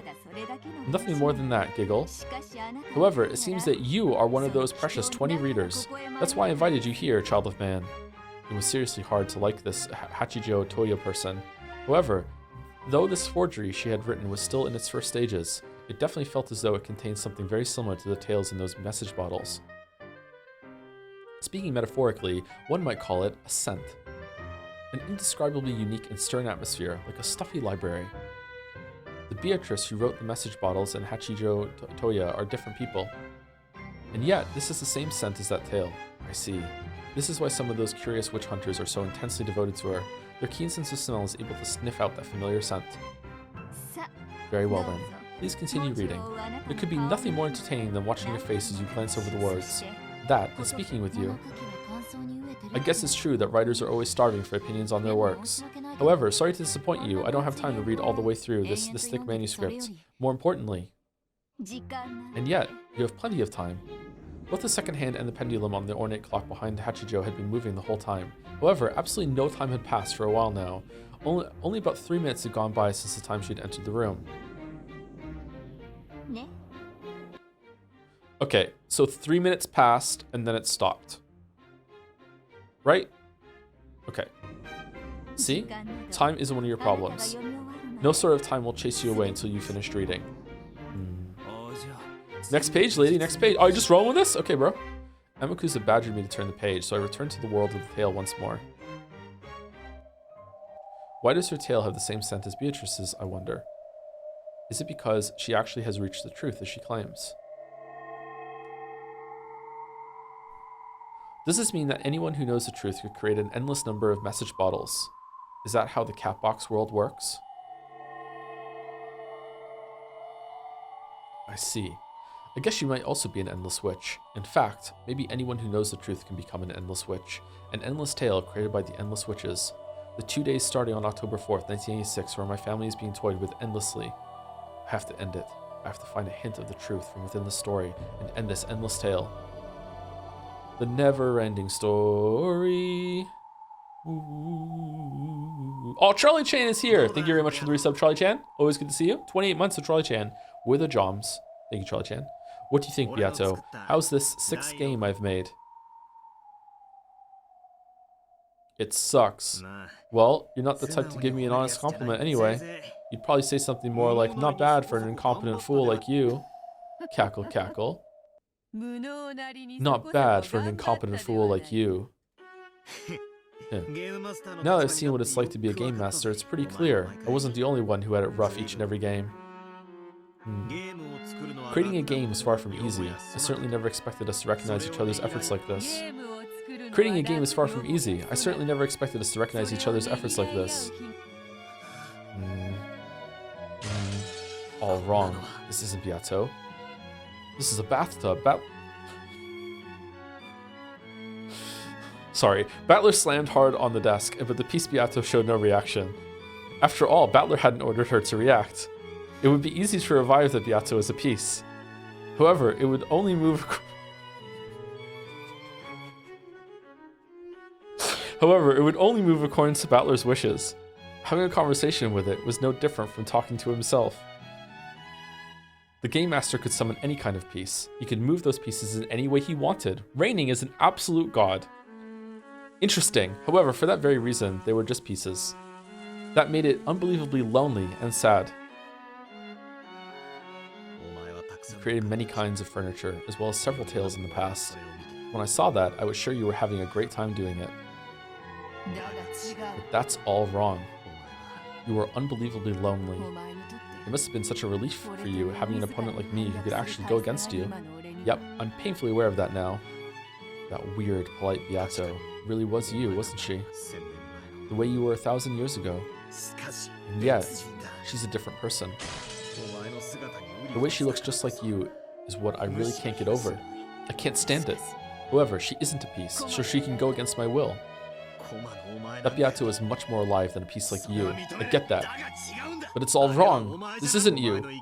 She's a completely separate person, like a long-lost little sister or something. And that's why I just can't accept her. As much as he hated the piece version of Beato, Battler felt an even stronger dislike for the chick Beato. Even after a whole 1,000 years, she still wouldn't become the original Beato. Even if she were ordered to act like the original Beato, it would just be an imitation. This was a very similar but separate person, and definitely not Beato herself. So, in the previous game, Beato really did disappear for all eternity. Even after becoming the Game Master, there was no way to revive her. Laugh. Laugh at how pathetic I am. Cackle, cackle. Yeah. Just give it a rest already. You're just an illusion who won't laugh unless I order it, and who can't even continue to laugh unless I keep on ordering it. Just disappear. Smash. Okay, what are the reading assignments for the next chapter? True feelings.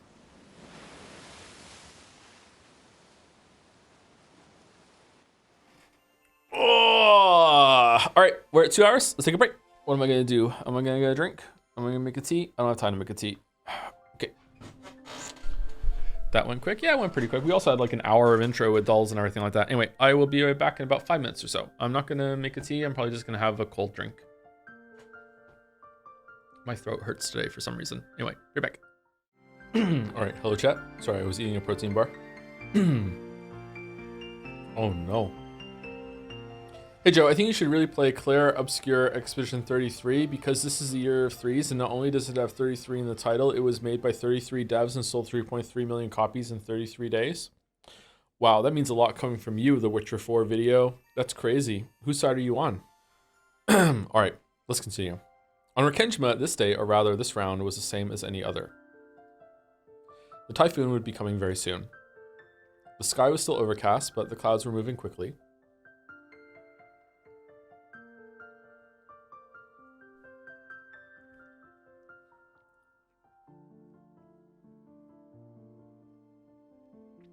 Hey Joe, just letting you know it's Claire Obscure Expedition 33, but we shorten it to Claobs X33 or Clobsex33. Thumbs up emoji. Oh, are we gonna play Clobsex? Nice. The only thing on Natsui's mind was the plan to cover up Kinzo's absence again this year. The only thing. Kraus appeared to have suffered a stomach ache from the stress and was sleeping in his room. Aww.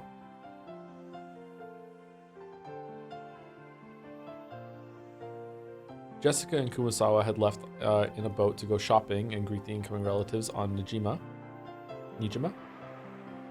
The servants have been busy since the early morning preparing for the family conference, the greatest event of the year. Shannon and Cannon were rushing to get the guest house ready. Okay, so none of this is reliable right now? If the relatives are going to stay the night, shouldn't the guest rooms in the mansion be more than enough? Good point. It's a pain to clean up this place too, after all. Even so, I like cleaning the guest house. Yeah, it's nice and quiet without Madame and all the annoying servants. Shannon smiled wryly as she performed a detailed examination of the guest room. Did we forget to clean anything? Do we need to restock anything? She diligently gave the room one final check over. You checked everything thoroughly last night too, didn't you? You really are dedicated. It's days like this that you tend to get pranked if you're careless. You can never find important things when you need them. And things that were supposed to be closed turn out to be open. That's because you're too careless. You don't pay attention while you work. I guess that's why you're helping me check. Thanks. There's nothing to thank me for. If you were a bit more alert, I wouldn't have to help at all. Giggle. But you actually just want to be with me, right? You're such a kid. It's not it at all. It's all because you've been so ecstatic about George-sama lately. You're messing up so much, I can't let you out of my sight. Giggle. Canon-kun, let's chat a bit. You can't do that now, we're working. You keep making fun of me and George-sama, but how's it going between you and Jessica-sama? Nothing's going on in particular. If we have time to talk about that, let's just finish this. Wah! Kennen had very obviously been trying to change the subject. Shannon then snuck up behind him and pushed him down onto the bed.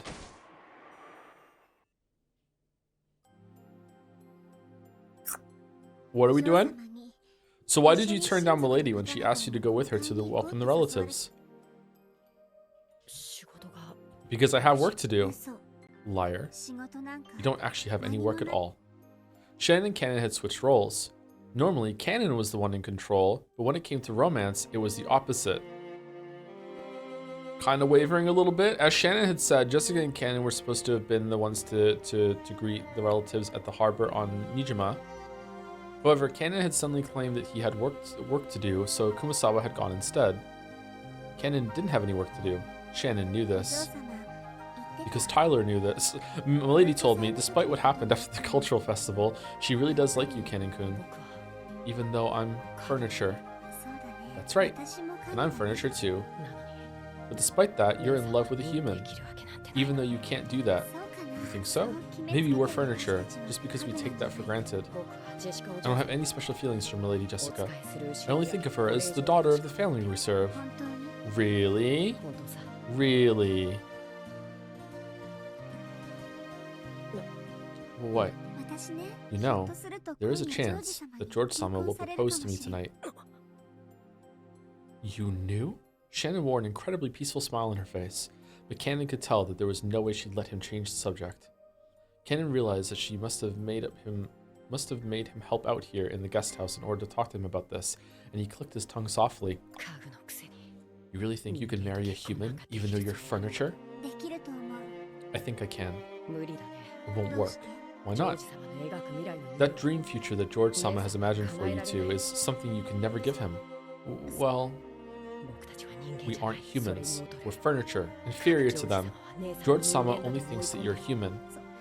Well, that is true, but I'm impressed that you've managed to keep him fooled this long. Do you really think you can keep tricking him like that forever? Even though you still haven't been able to tell him that you're furniture? Being furniture or being human has nothing to do with this. I believe that George-sama will accept everything about me, and yet you don't have the courage to check and make sure. You know what? Fuck you, I think I'll accept his proposal. Shannon looked up at the ceiling. She spoke of the imagined future that she and George would create. Though some anxiety over the future appeared on her face, so did the joy of knowing what it was like to live with love. As Cannon watched this vivid dream he was being shown. So it's gonna be a George and Shannon episode, huh? Alright, he knew that none of his words would reach Shannon anymore. Humph. You can just do what you want. Once you've said you'll do something, you can be incredibly stubborn. Yep, I want to live my life my own way. I'd like to stop being afraid over who's furniture and who's a human.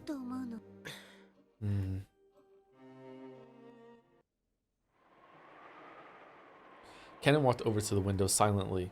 He saw the rose garden filled with boring gray flowers in bloom. He realized that Shannon was acting above her place, and he knew that her tale had no chance of a happy ending. However, he also knew that no words of his could change her mind now that she had made her decision. In that case, it doesn't matter what I say. If I tell you to stop, you won't listen. If I tell you to do what you want, you'll do what you want. Why are you talking to me about this? It's not like you care what I have to say. What I want to know is how you feel about Milady. I have nothing to do with the two of you. Do you really feel absolutely nothing for Milady? No, I don't, as I keep telling you. She's gross. Liar. What makes you think it's a lie? I can tell. I'm your Nason, aren't I? You don't know. You can't know what I'm feeling. I do. I know everything about you, Kanon-kun. If you really do know, then why did you ask? Your head and your heart are completely filled by George-sama, aren't they? And it's that sincerity of yours that I love. That's why I'm rooting for you in the only way I can. Otherwise, even I wanted to love Milady. Kanon finally turned to face her, honestly and openly telling her how he really felt. That was what Shannon had wanted to hear. And after hearing that, she pressed Kanon even further to reveal his true feelings. You can't leave it at that. I won't let you. Then what should I do? What do you want me to say? Don't try to dodge by saying I wanted to love her. All you need to do is honestly tell me what you really feel. Milady is too dazzling for me. The way she lives is dazzling, like the sun. That's why I love her. I was so happy when Milady stretched out her hand and asked me to walk with her. No, I still am happy. You love her, don't you? Yes, I do. I love Milady. Oh man, Kanon fucking like folded like me saying that it was Pokemon RP. Holy shit, finally. Kanon confessed his feelings in their entirety. In fact, by saying it aloud, he finally understood how he truly felt. Passionate tears welled up in his eyes. Kanon finally accepted it. He couldn't stop the tears from dripping down his face. Both of us are exactly the same, locked up on Rikenjima and living without any hope at all. And yet, Milady was able to light her own path and create her own fate. She was so dazzling that I envied her. I felt as though if I could be with her, I could find my true self instead of being the pitiful person I am now. Really? Jessica and George, though? When you turned down Milady's confession, were you sad? I was. I never realized that a lie you make to yourself could be so sad, so painful, so excruciating. And I couldn't forgive myself for hurting Milady with that lie. I believed that I didn't have what it takes to ever fall in love again. That wasn't true. Do you know what's needed to fall in love? It's something you can't get from anyone but yourself. Being furniture or not has nothing to do with it. If you decide for yourself that it won't work out, then it won't. You mustn't leap to such rigid conclusions. That's why I, over-ambitious furniture that I am, gave myself what's needed to fall in love. So you have it too, Kanon-kun. You mean, I have what it takes to fall in love? Yes. If you won't give it to yourself, I'll give it to you. Thank you. I feel as though I can finally see the sea. Oh, that's it? Okay. Battler wasn't cooking with this one, I gotta say. I'm certain of it. George-sama will propose to me tonight. When he does, I will accept. I intend to leave this island and start a new life in our new world. With Teddy. If that's the path you've chosen, then I have no say in the matter. I'll leave this island, and after that, I'll never return again. I'll have to say farewell to you, Kanon-kun. You're right. We won't see each other again, will we?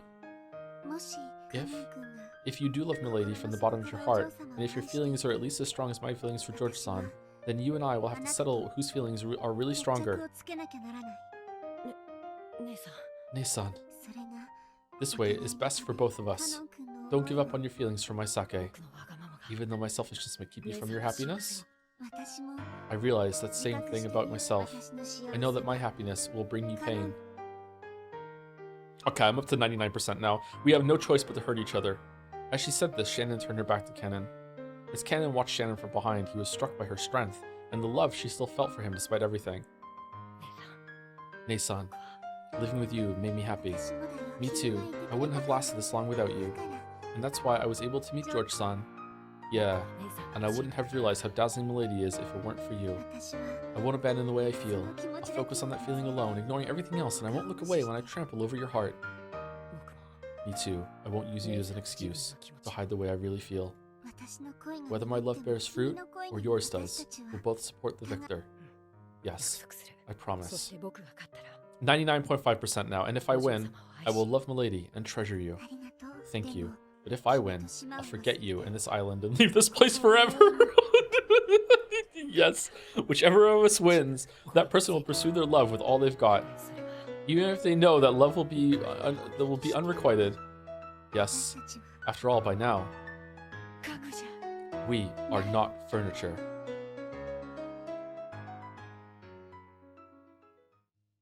Joe, just say 100% have some balls. But it could be Sweden or Norway! So let's just go, you know, Switzerland, somewhere in the middle between. Switzerland is not in the middle between them, is it? Fuck. It's Sweden's between Norway and Finland. It should have done Norway and Finland and put Sweden in the middle. That's what I should have done. The boat carrying the relatives docked at the harbor. They left the boat one by one, making fun of Battler. Wow, making fun of himself in his own story, based. Goto wasn't the only one to greet them. Cannon was there too. It's been quite some time, everyone. Allow me to welcome you to Rokkinjima. I hope that your long journey went smoothly. Welcome to Rokkinjima. Okay, can we have a scene of Erika on the boat, partying with her party detective boat, solving some murder that just happened on the boat at the end? And then she's like, well, solved another murder. Gonna sleep well tonight? Go, attention everyone, I have now solved the murder. I will now go to bed, and I have absolutely no intention of falling overboard in the typhoon tonight. This line of thinking is only possible for Furuta Erika. What do you think, everyone? And then meanwhile, the next scene is that, no, she didn't fall in the typhoon. Everyone on the boat was so sick of her shit that they actually all conspired to break into her room, carried her out, and then they actually argued over who was going to be the one that got the privilege of throwing her overboard. I'm sorry, I made myself laugh.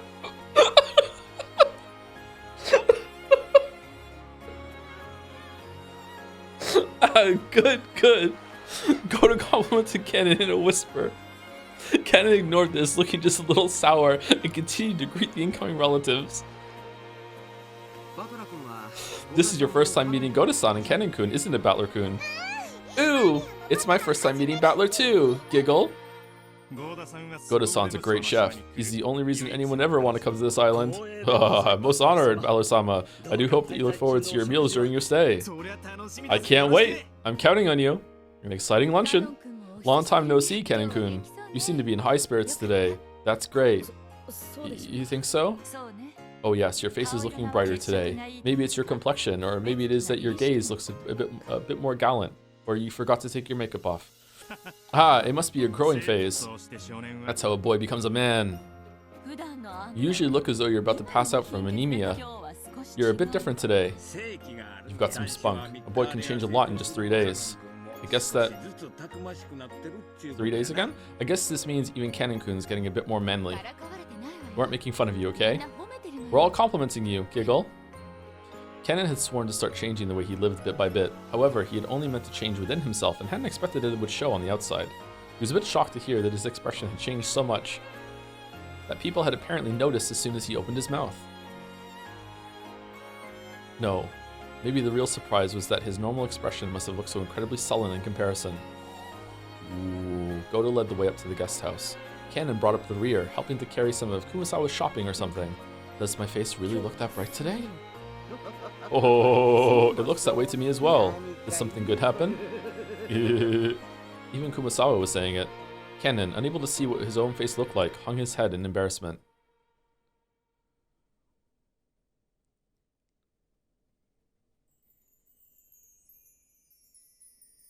When they reached the rose garden, they could see the others streaming into the guest house.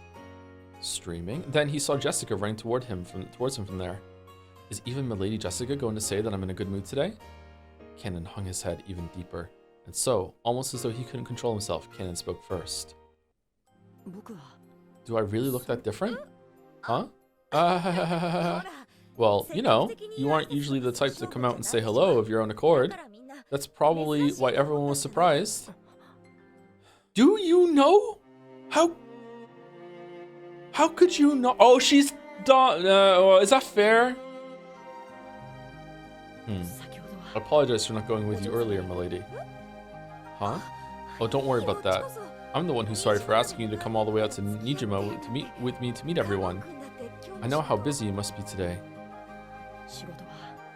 I didn't have anything in particular to do. You were just so dazzling that I couldn't bear to be with you. I was just weak. Jessica faltered, uncertain of what Cannon was talking about. However, when she realized that this was something too important to be laughed off... I read that wrong? However, she realized, okay, yeah. Did something happen, Canon-kun? Shannon says she's going to get married. I see. So George Nissan is going to propose this time after all. Jessica thought Canon was sad because Shannon would be leaving, that this new mental state had caused a change in his behavior. And Canon realized that Jessica was probably thinking this, so he spoke to her clearly and honestly because he wanted her to know. I decided that I would stop working here if Nissan ever quit. I know.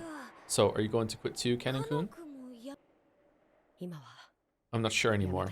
I feel that if I quit, I might lose sight again of something you revealed to me, shining like the sun. Jessica could only stare blankly, unable to understand what he was saying. However, she did realize he was trying to tell her something important, and so she was able to accept that his next words were neither a lie nor a joke. Oh, stop fading to fucking white! Stop! Enough of the dipping. Dip to gray. I feel like we should put line in the sand, dip to gray. Only gray. Dark gray. Fucking Milady Jessica, I love you. I love you too. And all you guys, you live your life like the sun, and I want to try walking that path alongside you. I have a feeling that with you, I'll be able to break free from the me that I despise as furniture. You aren't furniture, Canon-kun, and you weren't born just so that you could become a servant. A boy your age should be enjoying life much, much more. I'm dazzled too. You're so dazzling, I can hardly see. This is how I truly feel. I'm sorry for trying to hide it for so long. I apologize for hurting you on that day, in my cowardice. Okay, so is the rest of the family just watching this? That's okay. Just hearing you say that makes me happy. So, since I want to always be with you, I plan to stop being furniture. I ask that you give me some time to do that. Please forgive this last bit of weakness. There's nothing weak about you. You've shown me that you have the incredible courage to change yourself from the way you used to be. So I'll support you until the end, and I won't rush you until you're ready. If I'm the sunlight lighting your path, that's because I want you to shine more brightly than anyone else, so that you look at only me. Without you, there's no way I'd become anything like a sun, so I'll wait, no matter how long it takes. Thank you, Milady. Milady's a bit stiff, don't you think? May I call you by your name? Sure. Oh, but only when we're alone, okay? Otherwise, it might make things tough for you. Good point. Nissan and George-sama are doing the same, it seems. Alright, get his name. Kaio. Yes. If Shannon hadn't been about to get engaged, you wouldn't have said what you just said just now, right? Kennen hung his head, at a loss for words for some time. But it was true. If Shannon hadn't told him about the engagement, he probably wouldn't have been having this conversation at this moment. Yes. Because of that, I was able to think long and hard. Come on. You're not that smart. You heard about Shannon and you wanted to see what love felt like yourself, right? Yes. That's a pretty straight answer. Well, when I watched those two, I was pretty jealous myself. In truth, it wasn't quite like that for either of them. They've been shown the courage they need to speak up and tell the one you love how you feel. That's what pushed both Canon and Jessica forward. So what should I call you? Jessica works fine. Just saying it like that would be a bit embarrassing. Okay, so these two confessing to this and going here is actually a pretty clever way of launching off the like epiphany, realization, whatever the hell you want to call it, that Battler had at the end of episode 5. Is this going to be like a running trend through episode 6 of just like people just being more forward and honest with each other about like connections and stuff? Is it? I think it is, yeah. Like there was a whole thing about love at the end of episode 5, and like you have to admit it, and like there are people that don't admit that they love each other, or like it doesn't have to be romantic love either. In this case it is, but it doesn't have to be romantic love. So yeah, that's the connection I'm making. Yeah, just saying it like that would be a bit embarrassing. Then you can use san, at least at first. Why not try it out? Come on.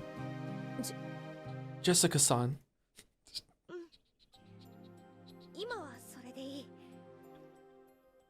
Mitsuru-senpai. Junpei-kun. Good, that'll do for now. And I'd like to call you by your name, Canon-kun. You have a real name besides Canon, don't you? I'll bet it has the character something in it like Canon does. What could it be? My name is Yoshiya.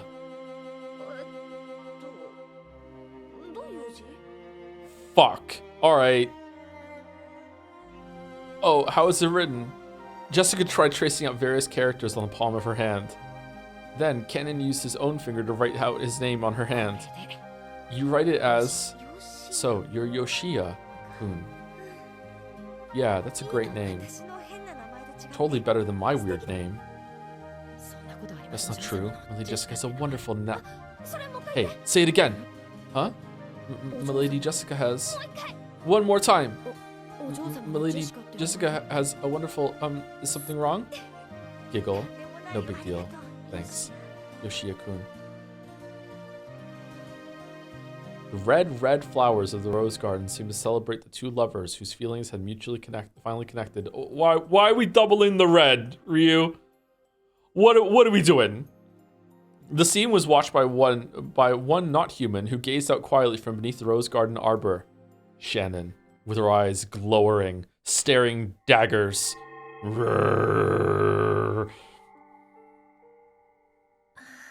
Oh. Come to think of it, those two had never called each other by their names until now. Jessica hadn't known Kennen's true name. Kennen hadn't called Jessica by her name. When people call each other by name, they acknowledge the worth of the other's soul. Sure. That's why names are sacred. When you've been given permission to say someone's name, it means they've acknowledged your soul.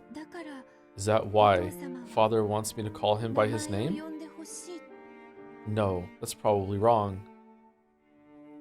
When Father sees me, it reminds him of that other me, the past me, and I'm sure that me called Father by name. However, that probably doesn't mean Father would be happy to hear me call him by his name.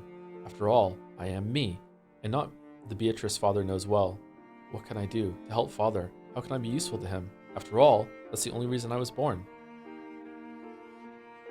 Hanging her head, Beatrice sat all alone in the Golden Lands arbor next to the rose garden. And she was watched by the witch of theater going and her Miko as they sat across from each other.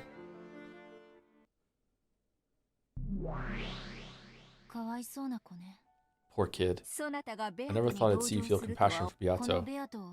It'd be too cruel to call us Beato and the form Beato the same person. They're completely different people. So when you busted through the window and tried to steadfastly make it so Battler would resist the witches and everything, you were just wrong, huh? That just... Damn. Alright, it may be that, by the rules, this Beato is the Beato. However, saying that would be horribly unfair to her. Battler must be very depressed to have things end up this way after reviving his former rival. I sort of get Oni-chan's despair. She's a little stupid. Is that why we love her? But I can understand how this kid feels too. No person can become a replacement for another, not even a past version of that same person. Compared to the young boy and girl who had found new versions of themselves by calling each other by their true names, this witch looked very feeble. The witch knew that she was an illusion created in the image of the person she once was. And she also knew that it would only hurt Battler if she were to try and pretend to be that person. We haven't had a Sumari in a while. Can we get one? Nope. And despite all of that, this Beato wants to be useful to Battler. How admirable. Is that the purpose for the witch known as Beatrice? That is what she claims. She says she was created to be of service to Battler. So, a Beato who was born for Oni-chan's sake eventually commits a serial murder, and drags Oni-chan into a bizarre game that she calls eternal torture. I don't get it. I believe you also understand that one can become a different person over 1,000 years. At the very least, Beatrice was once a pure creature who was born for Battler's sake. It's also very clear that, in her current feeble state, she doesn't possess any of the courage or motivation needed to bring about such fearsome serial murders. Okay, I'm now Sumari. Come on. God damn. Okay, that's kind of a Sumari. It's Sumari light. That means the sinister witch we all know must have changed during the 1,000 years since her birth. It's just basically a pseudo-Sumari? A Sumari? Sorry, we keep getting this 1,000 years business, but I get the feeling that those words are just a metaphor for a really long time in the world of witches. As you get closer to the world of gods, the concept of time becomes increasingly vague. 60 years can become 1,000, and 1,000 years can be nothing more than a quick nap. One can fit an eternity long enough to be deserving of the title 100-year-old witch in a mere 2 weeks. In other words, yay! Sumari, the pure Beato transformed into the cruel Beato. During 6 years, that could be called 1,000. So, does that mean something bad happened during those 6 years that made her hate Oni-chan? That doesn't make sense. During those 6 years, Oni-chan not only stayed away from Rekenjima, he even stopped using the Ushirimiya name. He had nothing to do with that change. Her hatred has got to be totally misguided.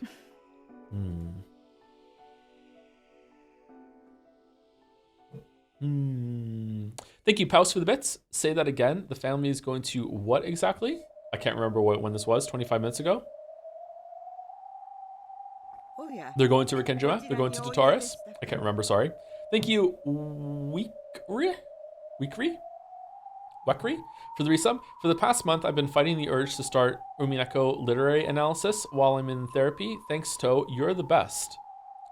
That sounds like a fun time, actually. I think you could do that. Yep. I think there's definitely enough here to analyze, and the story is worth it, which is a rare compliment coming from me.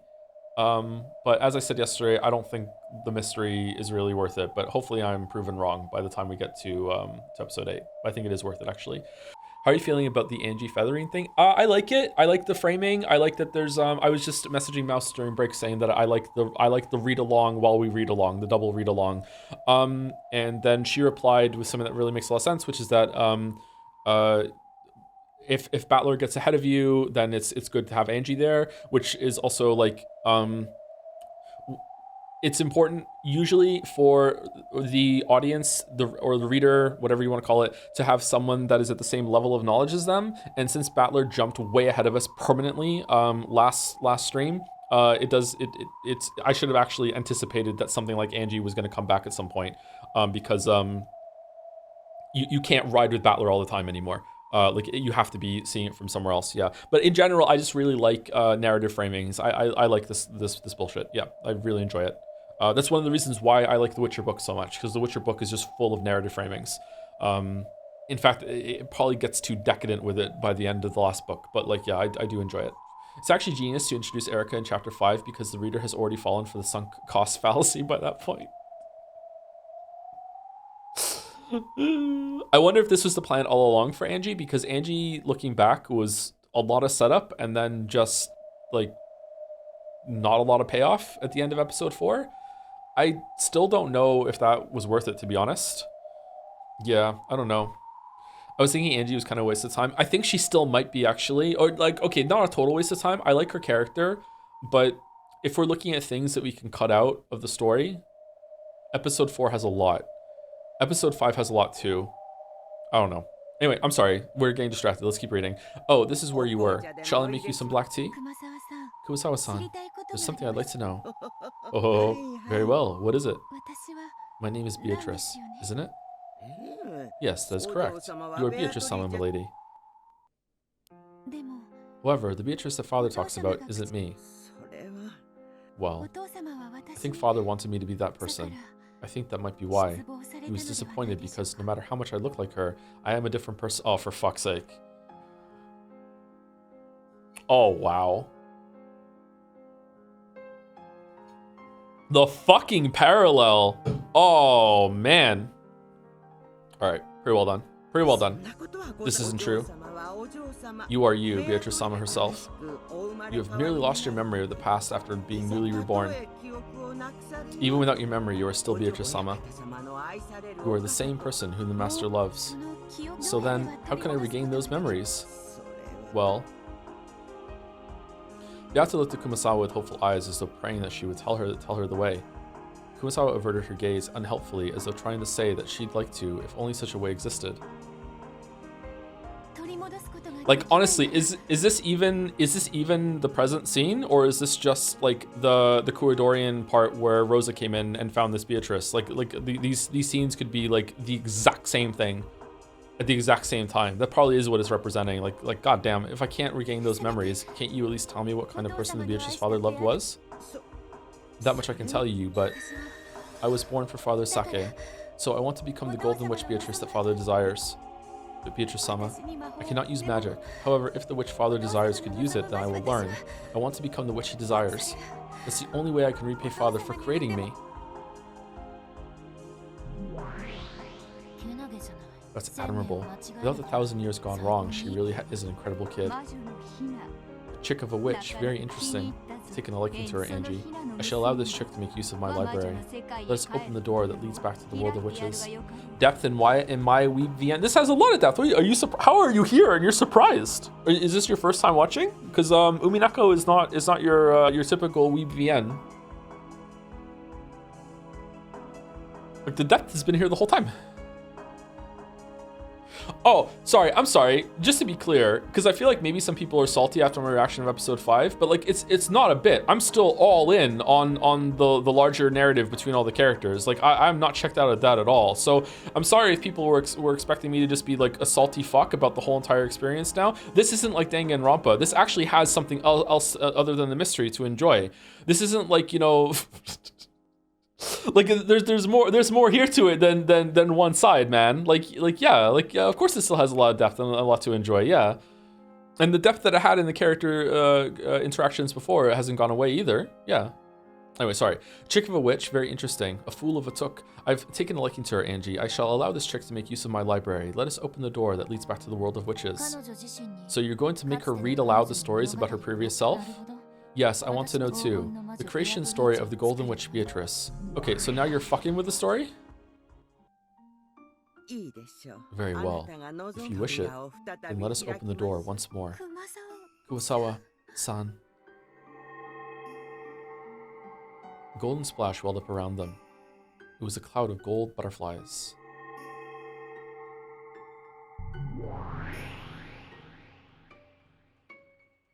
With a flash of gold, the form of the old lady transformed into that of a witch in a dress. You must choose the path that you are to walk down. Let us call it a path of roses. The beautifully blooming roses may encourage you, and their thorns may torment you. But even so, it is a path that you've walked down before. You may pass through the same 1,000 years. You may pass through a different 1,000 years. If you wish, you may even return back the way you came. I'll move on forward. I don't want to spend 1,000 years in this garden drinking tea. I, Beatrice, was born for Father Sake. So I want to live for Father Sake. Please tell me about the Golden Witch.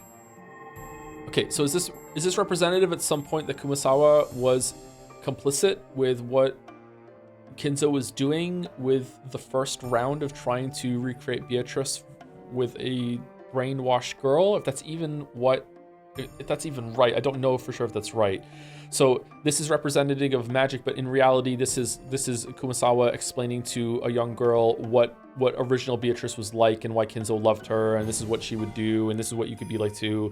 Did she like grow to regret that, or is it more? Was there magic with the first Beatrice? I don't think so. The Great Witch spread her arms, communicating the others' unbending determination to the brilliant heavens. At that moment, a brilliant light covered the two of them, and before they knew it, they were in a strange study.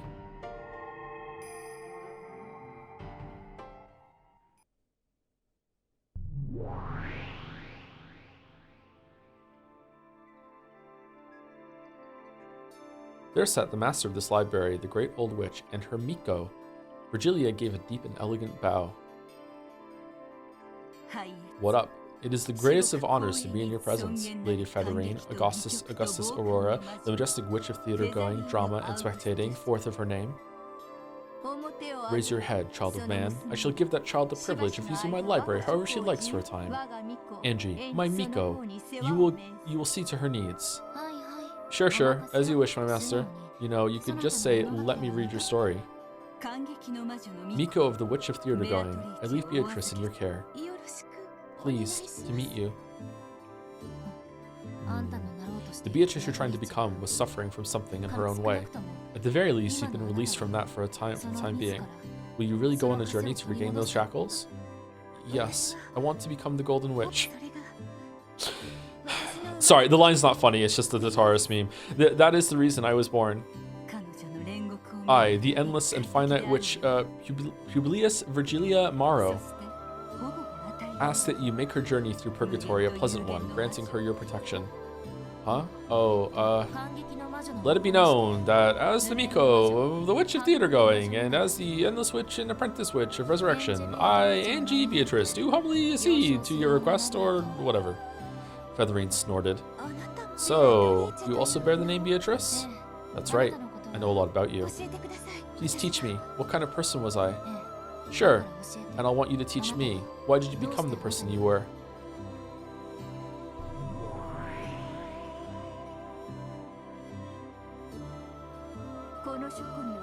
In this library, the fragments showing the tales of all your games up until now are stored as books. By reading them, you should be able to learn everything that has happened before now. Strap in. They're not paced very well. By reading them, can I become a golden witch? To become a golden witch, one must solve the epitaph of the gold. And this trial cannot be skipped, not even by Beatrice herself. I'll do my best. So please, let me read the books in this library. As admirable as ever. Why are you so set on ending up like that again? I do not know what I was like then. However, if that me can be of use to Father, I want to become it. Angie sighed, resignedly. No words would stop this girl's feelings of respect. Angie was the Miko of the Witch of Theater Going. She could do nothing but watch over the stage. That's right. They weren't actually interfering with the play. This was just a bit of directing to shine the spotlight onto the tale of Beato's past. Even this was nothing more than the Witch of Theater Going watching a play.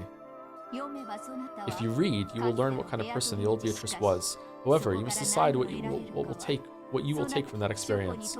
You are free to stay in this library, or leave it, or even return to it again later. In exchange, I will watch your play. You'll watch my play? Basically, it means you can do whatever you want. Thank you very much,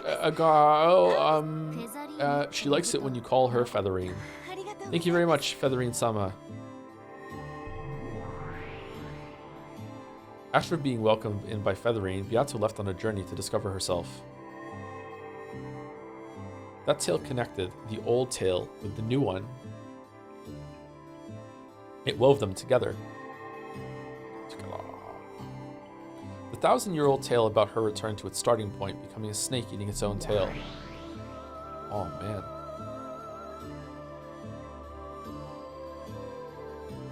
The ring of that snake began slowly, bit by bit, to turn into the shape of a small island floating on the sea. And that was Rikenjima. 1,000 years of the witch born on this island were tied to the island. Okay, was it 1,000 years or just 6? Or did this tale start even further back into the past? Beatrice went out on a journey to find herself. It's not a visual novel without Catbox and Orbo. I was gonna say it. Have a story that goes longer than fucking like 100 pages in the modern day without bringing up an Orbo somehow. Fucking, what is it about that imagery? Our generation just looked at that and went, that shit slaps. The wind has been strengthening since a while back. The breaking waves had grown fierce. The ferry boats probably wouldn't be coming for a while now. Crashing thunder told that the island had been sealed off from the outside world. Thick rain poured down, mocking the fools outdoors who had to rush pathetically to find shelter. No longer would anyone be able to leave this island. We should play Max Payne. And no longer would anyone be able to reach this island. No one, unless blessed with a miracle. There was another flash of lightning. The retinas of all who saw it were filled with white. My retinas! As that white faded away, an eerie shadow pulled itself up amidst the raging waters of the beach. As though suddenly remembering to do so, it coughed violently several times. Doki Doki Lit Club was like 8 years ago, chat. As though suddenly remembering to do so, it coughed violently several times, filthily spitting out the seawater that had filled its stomach. She then tore apart the touch fastener of her life jacket, and then threw down the reason she had been able to float here without so much as a thank you. Oh, is this Beatrice coming back from the ocean? Ha ha ha ha. Good. Cough, cough, cough. Ha ha ha. Cackle, cackle. Yep, she's definitely reborn. Welcomed in by the same storm as always. Very fucking hell. Yes, come and entertain me, Battler-san.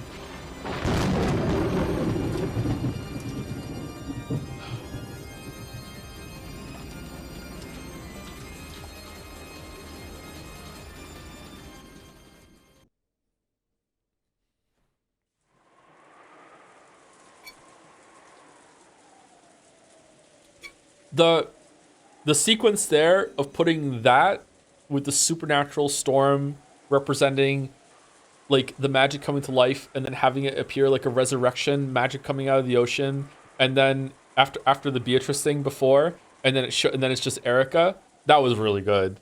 That was really good. This is what I like. Ryukishi. This is what I'm talking about when it comes to like wit. You have to be witty to be able to write. Like that's not funny, like haha funny, but like it is funny. It's like funny didn't laugh. It's very funny, very didn't laugh. You know what I mean? I don't know how else to explain it. It's just really well done. Yeah. News of the drifter for Oda Erica quickly spread across for Kinjima. Erica had been welcomed in politely, and it was decided that she would be treated as a guest until the typhoon passed. In the dining hall, Goda's wonderful dinner had ended, and everyone was relaxing, enjoying some after-dinner coffee and cheese. Apparently, Battler was a bit relieved that Erica had come and turned into a good scapegoat. It drove away some of the attention he'd been getting piled on him for finally coming back after 6 years. In fact, she turned out to be very talkative. I'm not even mad, but you still look mad? What do you mean? What are you talking about? When the conversation turned into... About Battler? When the conversation turned into a sophisticated discussion of the mystery genre, even the adults were drawn in. She was apparently so well versed that even Nanjo, who had a vast knowledge of the subject, was Okay, what are we doing with Nanjo? Nanjo has had a lot of mystery connoisseur development recently. What are we doing with Nanjo? Whoa, good point. A strange family in a western mansion on an isolated island during a storm. Now that we have a detective stopping by to take shelter from the rain, we've all got the major factors lined up. Have no fear. No matter how difficult the crime, I will solve it. That's a detective's job. How reassuring. It almost sounds as though you want a bizarre crime to occur. I hope I don't have to play the part of the victim. Dear, you mustn't say such things. Well, the history of the human mystery genre is only about a century old. Its tricks and ideas are limited to a few recycled patterns, so there's nothing left to show. No matter what kind of impossible crimes or clothes or murders might occur, it will be nothing more than one of the same classes of tricks dressed up to look like something new. The only reason mysteries still make for popular books today is because self-proclaimed fans, those who work off pieced-together knowledge and who have hardly read any of the classics, mistakenly think that a classic trick they didn't know about through lack of proper study is actually something new and surprising. Everyone couldn't help but gape at this imposing claim. If an aged critic had said it, that would have been one thing. But to think that a young person like this could say it so boldly... Mystery is a genre that ended a half-century ago.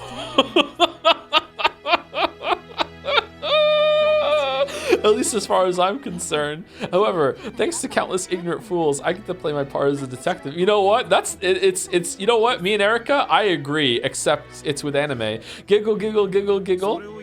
By that argument, wouldn't it mean that romance was perfected back in Shakespeare's time, so everything after that isn't worth reading? Yes. Exactly. So if you just read Romeo and Juliet, it's the same as having understood all of romance. That's ridiculous. It's not like there's any need to read more books than everyone else just for its own sake. But on the other hand, Sumari, you can't be so satisfied with just a few stories like that. Sticking to classics of the past and never reading anything new is a sign of excessive nostalgia, don't you think? That sounds to me like the excuse of an old person who can't be bothered to read more. I kind of hate when people say that there's no such thing as a new idea, or there's no new ideas ever, it's just recycled old ideas. Because it's really hard to argue, but I just instinctively know that people have just been saying that forever. It's such a frustrating conversation. I see. I guess I'll need to read at least as much as you, or else I'd probably lose in an argument. Me? Haha, I don't read books.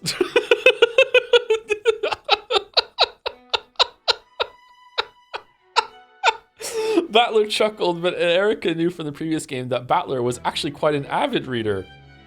So his words felt like more of a challenge. Hold on. So you are dumb. Okay, so you are remembering stuff from the last loop. Okay. So like Shannon and Cannon do? Maybe? Sometimes? Depends. But also, like that was Burncastle controlling Battler. Okay, whatever. So his words felt like more of a challenge. Like it might still be true, but you don't know for sure. If you're so confident in your reasoning abilities, you must be really good at quizzes and puzzles, right? Oh, right, Maria. Didn't you bring a quiz book or something? Ooh, brought it. Realizing that Erica's arrogant statement had made the atmosphere a little more tense, George smoothly changed the subject. By now, it was more than clear that she wasn't the cute guest she had appeared to be. Maria pulled a book out of her bag that had quizzes and puzzles written on it and started reading them to everyone. It looked like it might turn into a peaceful quiz party, but of course, that isn't what happened. This is gonna be good. As a credit to all her big talk, Erica managed an impressive ratio of correct and immediate answers. She took complete control, and her bragging began to escalate more and more. George slightly regretted the choice he'd made when changing the subject.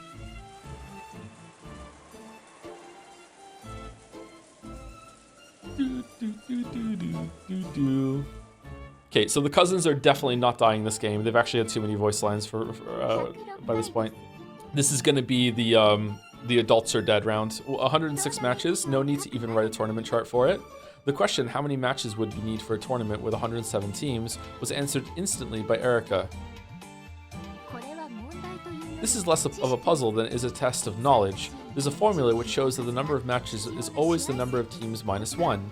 Well, if you just look at the example showing 3 matches for 4 teams and 7 matches for 8 teams, it should be easy to figure out the pattern.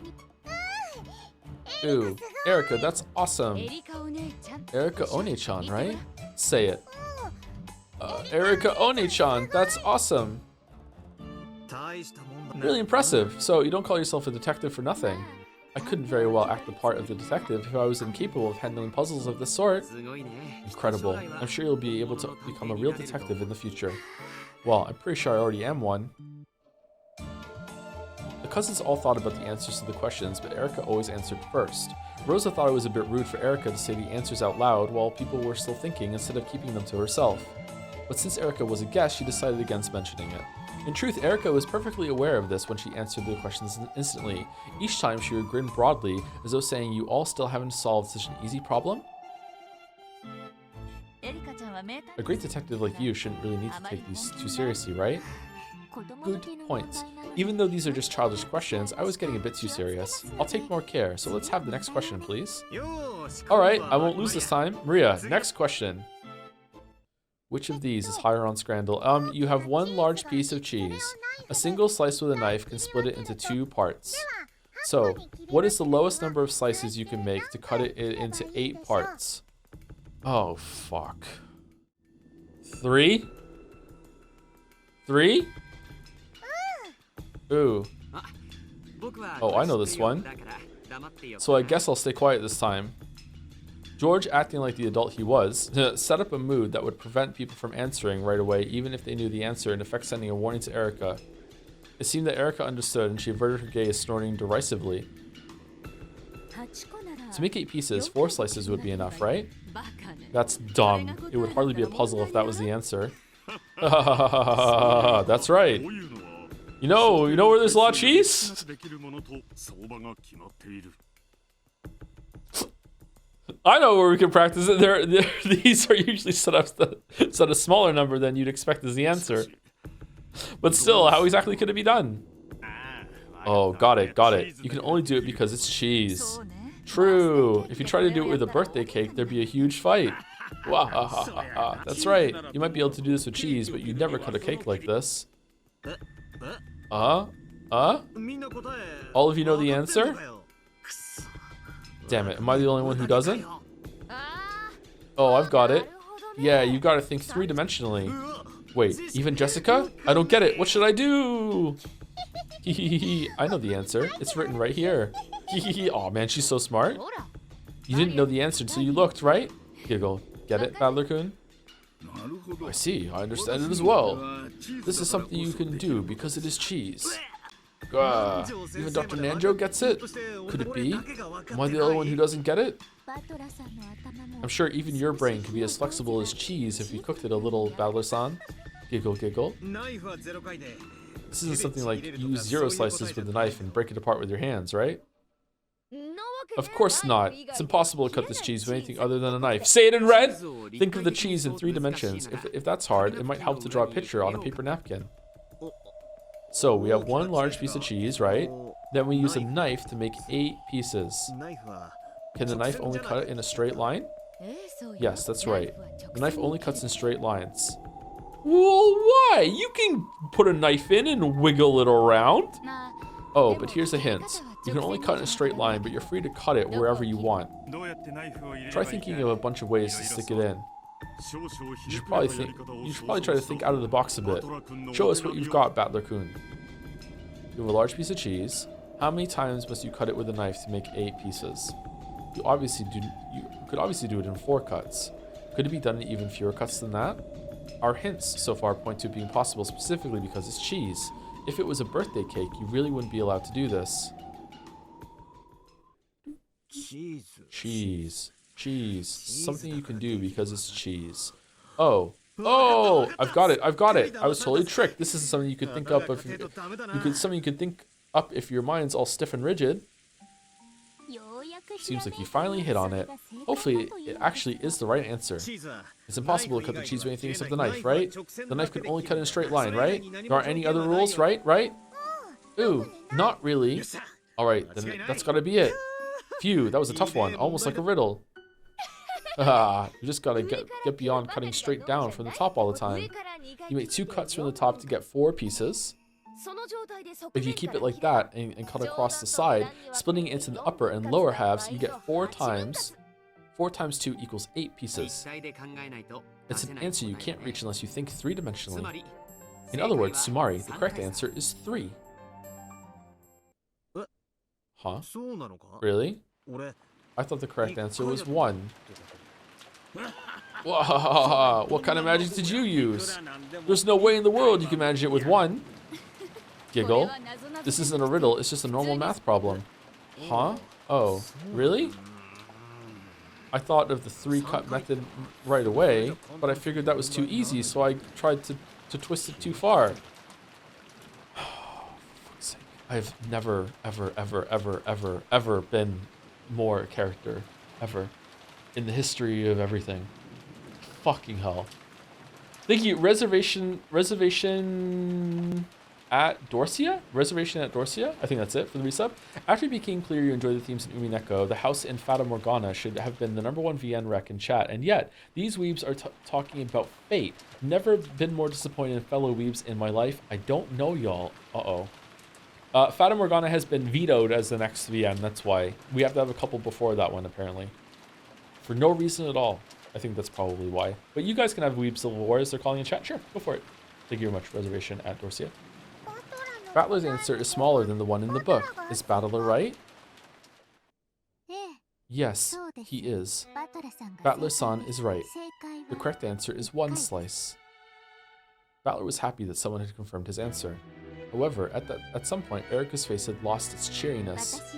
To think that a human other than myself would give the answer 1, and that it be you of all people. Your answer was 1 too, Erika? I guess you were also thinking out of the box. After all, it would be truly foolish to simply assume you knew what shape it was after hearing that it was a piece of cheese. That's impossible. One-chan got it wrong, didn't he? How could you cut into 8? Didn't they say it was a wheel? Or is she absolutely right that it was yeah? How could you cut into 8 pieces with less than 3 slices? How foolish, child of man. Giggle, giggle. It says to cut it into 8 pieces, but nowhere does it say they have to be of equal size. It's still impossible. Do you cut it with something other than a knife? The rules say that only the knife can cut it, and that the knife can only cut in a straight line. However, to turn it around, the rules do not say anything besides that. In fact, the shape of the cheese is never specified. So if it's some weird already shaped cheese that has like 8 fucking diamonds in a row, and if you just cut down the fucking middle of it, then there's only a sliver left of cheese left that it just fucking just breaks apart or whatever afterwards. Like, yeah, you could totally fucking like do. I see. When you all heard a large piece of cheese, you thought of a flat cylinder like a camembert or something. I was thinking about sliced cheese, like the kind you might put on your toast for breakfast. Because, you know, full blocks of cheese you cut with a knife aren't something I come across that often. The shape of the cheese isn't specified in the rules, a mistake by the one who made the book. I imagine that there's a picture of a flat cylinder of cheese there in Maria-san's book. Ooh, there is, right here. Then that means that's the shape of the cheese that we're cutting! My cheese. As Erika had guessed, the book Maria held an illustration of a piece of cheese just like Erika had described it. With cheese in the shape, 3 slices really would be the correct answer. You could cut a plus pattern, cross pattern from the top to make 4 pieces, then cut it from the side to double that and make 8 pieces. However, since the illustration hadn't been shown, the interpretation of the cheese had been left to the answerer. That's true. That's true. Pretty true. That's right. At the moment the problem was stated, no one said anything about how the cheese was shaped or how flexible it was. Exactly. It seems that Battler-san was the more flexible one when it comes to both brains and cheese. I don't get it. How does making it sliced cheese let you cut it into 8 parts with a single knife slice? Why not try it with that paper napkin? Pretend it's sliced cheese. Okay. I have never in my life, ever, have I come across a cheese slice that has been so malleable that you could fold it and it wouldn't break. But I guess he also is like, you can't, just because it won't break when you do that, it means it's something that you can fold. Skill issue? Honestly, maybe it is a skill issue. Yeah, maybe, really. Yeah, most of the time the cheese slices have been like in the fridge for a bit and they're cold and they're a bit more brittle, right? If they've been sitting out or maybe if they've been heated up a little bit, maybe you can fold them. I don't know. It said you can't break it. What is breaking if not? Objection, in order to fold the cheese, there would be micro fractures in the surface of the cheese. And as we know from our resident MD, soon to be, fractures are the same as break. Therefore, it did break. It's like this. You fold it accordion style. How many times do you need to fold it to make 8 sections? 6 times. To fold it accordion style, you alternate between upward and downward folds. Once you've done this 6 times, it looks like the side of an accordion. With normal cheese, it'd break if you tried to fold it like this. But the rules say that this cheese can't break unless you use a knife, right? That's fucking bullshit! This is such bullshit! What are you talking about? Fuck off!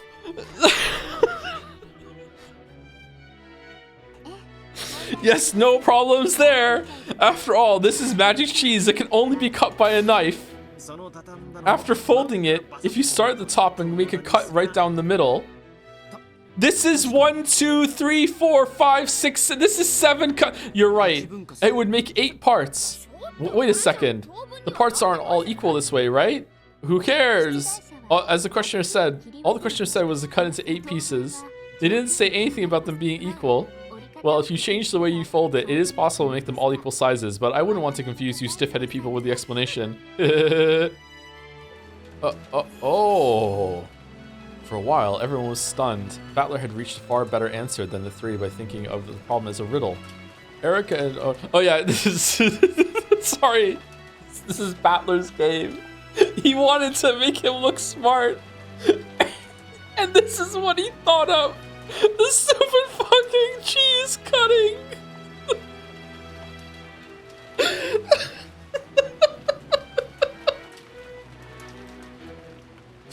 Eric had already known both answers and had even spotted a mistake made by the book. The others could do... It's not a mistake by the book. It's not a mistake. The book provided a picture. If anything, it's Maria's fault for not specifying. The others could do nothing but stare at those two in surprise. Incredible. Man, you guys should get married. So we were the stiff-headed ones? What an utter defeat. We were thinking in 3 dimensions, but it looks like Battler-kun and Erica-chan were thinking in 1 dimension higher. Nice. It seems the game with the witch has toughened you up quite a lot. So did anyone also think it was Swiss cheese?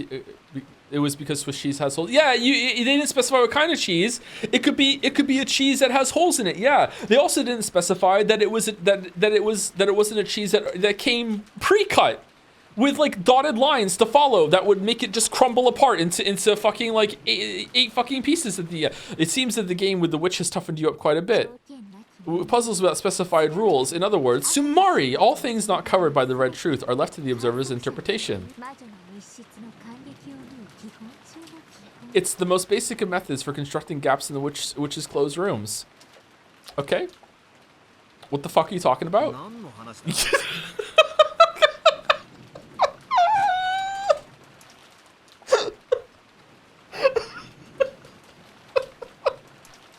What are you talking about? Is that a quote for some novel? Well, let's call it that for now, shall we? Anyway, I guess this means that everyone's brains are as stiff as rock hard cheese. Giggle, giggle, giggle. Without any signs of restraint, Erica looked at everyone and laughed sarcastically. Only Maria didn't notice the venom in that laugh as she happily turned to the next page. Oh, for fuck's sake, we're still ooh. Then on to the next problem. You have 3 cups and 6 coins. Split up the coins so that there's 1 coin in 1 cup, 2 coins in another cup, and 3 coins in the 3rd cup. Ooh.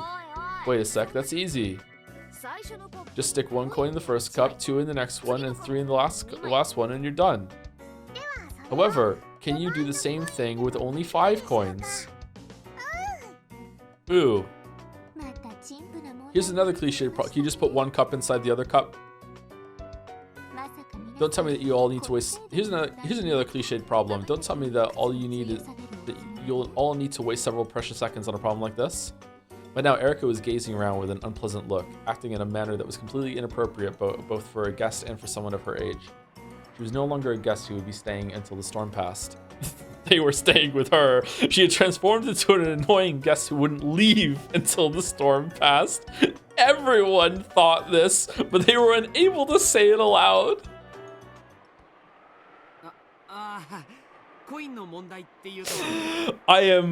I so desperately want battlers to have like anti-spider measures in this game. Oh, please, for the love of God, no. Just like she tries to do something and he's like, no, Red Truth, no. You will act like a fucking normal person, motherfucker. Sit the fuck down. No. Oh, all right. Speaking of problems with coins, I've heard that picking up coins is a good way of judging someone's skill with chopsticks. Shut the fuck up, George. Chopsticks? Yes, chopsticks, that's right. Chopsticks are the most elegant utensil on the planet. Oh, she's also a weeb? Poking things and chopping them up with forks and knives is so barbaric. Chopsticks are the best. For me, using chopsticks is truly an art. Jessica was about to say, aren't chopsticks just sticks? But stopped herself just in time. She realized that it'd be best to let George take control for now. I have a coin here, so would you like to challenge me? I'm pretty good at chopsticks. That's right, we trained George very well with those. Trained like a dog! Indeed, table manners are a window into one's upbringing, and Erica-san uses them quite well herself. I'll lend you some coins too. It'll probably be more fun with more of them. Jessica, watch closely and learn. Damn it. Alright, let's go. Let's see who can move the most coins over to their plate. Bring it on. Chopsticks, chopsticks, ha ha! This time, George had steered the conversation into a good direction. Everyone else understood, and they helped to egg on this chopstick fight and change the subject. They were fully aware by now that Erica was extremely proud of her intelligence, and apparently she had the bad habit of using that to look down on other people. She spun her chopsticks around with the deft hand of a juggler, staring at the coins scattered on the table like a dog who had been told to stay after having a meal placed in front of it. Thank you, Huli Gordo, for the bits. Nobody knew the answer, but then a student stood up and folded the cheese into 8, slicing them a single cut. Everyone clapped, including the teacher, and that student's name? Chodler Steinsgate. Thank you, Kever Clarung, for the bits as well. Slides next to you at the bar. So, you want to see what I can do with cheese? Ooh. Would it work? Would it work? I'm as flexible as a cheese slice. Oh, that might work. The unsettling sound of the wind had now blended in with the sound of rain, mimicking the howl of some monstrous beast. Just when it seemed to be crying out sadly, it would suddenly turn into a roar and rattle the window, striking up even more fear and unease within me. Light from the hallway poured in through the thin crack of the slightly open door, and it seemed to carry with it laughter that was warm and happy but very distant. I've had dreams that have stayed with me, and I've woken up into rooms like this where I feel like I've lost all sense of self, and I just can't get out because I'm really confused. I can't find the door. It's really unsettling. It's quite disturbing. I'm sure everyone's in the dining hall or somewhere having a good time. That's what this makes me think of. I want to go there as soon as I can. I'm sure my family will be there. I hate being all alone in a place like this. Dad, Mom, I stubbornly tried again and again to get that door open, but the merciless chain wouldn't let it open any further than that crack. On the contrary, feeling this close to a way out just made me more impatient. Gulping and trying to ignore the fear lurking behind me, I quietly closed the door. That light coming out of the crack is just a trap, an iron shackle, making it look like I'm an inch away from freedom. though that door will never actually open, a shackle trapping me in here for all eternity. I need to get out of this creepy room as soon as possible. When I closed the door, all that filled the room were the eerie sounds of wind and rain. The way the wind picked up every now and then and shook the window frame felt like a monster in a cage shaking the bars. I was so scared of that monster, but I couldn't help but avert my gaze from the window. Gotta search. If I can't get out the door, I need to find another way out. Who is this POV? I don't think we know yet, but I think it's Battler. Just to the side of the door was a closet. There was only enough space inside to hang overcoats. Of course, it didn't connect to anywhere outside the room. If this were hide and seek, it'd probably be fun to hide in there. However, inside this creepy room, it'd be no better than stepping into my own coffin. If I go in there, maybe I'll find myself trapped in the closet next. This fear I didn't understand sent a massive shiver up my spine, and I closed the closet door in a hurry. There's one door left. Oh. When I opened it, there was the bath and the toilet. Oh, you drew the lavatory? A lavatory? That sucks for you. Of course, there was no exit. There weren't even any windows. If I turned the faucet, water would probably come out, then disappear down the drain and flow outside. But I couldn't get it out. But I couldn't get out that way. Unless I went into the bathtub with the stopper pulled out of the drain and smashed my flesh and bones to bits, I had the feeling that this was the only way out. So the black stopper in the bathtub drain looked extremely terrifying. You could flush Naomi's locker key down the toilet again. I tried a lot of things, both mentally and physically, but there really was no chance of me getting out through the bathroom. Next is the window. Beyond the window is a pitch black darkness. The fierce winds and rain are slamming against the glass. The darkness on the other side of the window may have been unsettling, but I didn't really care where I went as long as it got me out of this room. However, the window was clamped shut. Right down the middle of the window, which was made to swing open like a set of double doors, were several ugly metal clamps. It was even more unnerving than the chain on the door, like a rough operation scar on some bizarre monster. The wind and rain slammed against the window frame, shaking it and making it creak loudly. However, unlike the door, this wouldn't open even a crack. I've had enough. Give it a rest already. What the hell's going on with this room? I've had enough of this creepy room. Enough. It's impossible to go outside except with the door and windows. And compared to that thick door, the windows look like it might be possible to break. I'll smash it. If I swing a chair at it, the glass will probably break. I might even be able to smash the wooden grid that runs through these lattice windows. All I need to do is make a gap large enough to slip out of. I grabbed the fancy-looking antique chair and headed back to the window. Smash it! Over and over. The glass smashed with a violent sound and the frame groaned and creaked. Smash it, over and over. If I can just break through the window grid. Damn it, what the hell? Even though the glass had been smashed apart, even though the cold rain that blew in tormented me, I just couldn't get that grid to break.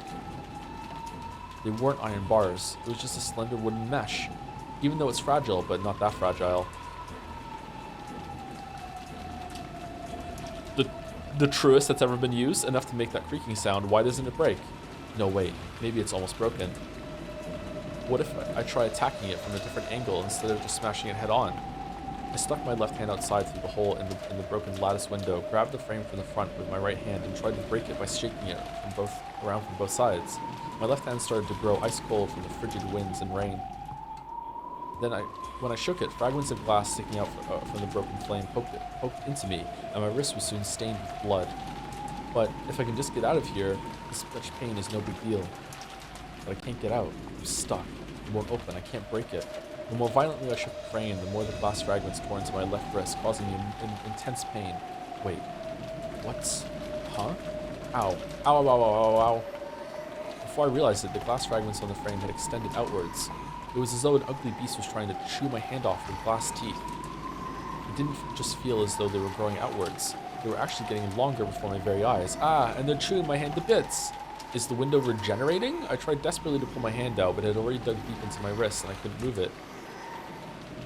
Are we making a gale? I put all my strength into it, but it just hurt more and more, and the glass didn't even budge. What the hell? Damn it, let go, let go, let go! I hit the glass with my right fist over and over, but that just hurt my right fist and did nothing to release my other hand. Just then, my left hand, which was still exposed to the rain outside, brushed against something slimy. Oh, well, what? It couldn't have been a leaf blown about by the winds or anything like that. I mean, it felt just like the touch of someone's rain-soaked hand. Then, it closed tightly around my left hand. Waffles was upon? When I felt the 5 fingers, I knew that some person out in the darkness was touching my left hand. And, yes, I know who it is. It's the witch. The terrifying witch who rules over Rakenja's night. Two hands soaked in the freezing rain gently caressed my left hand.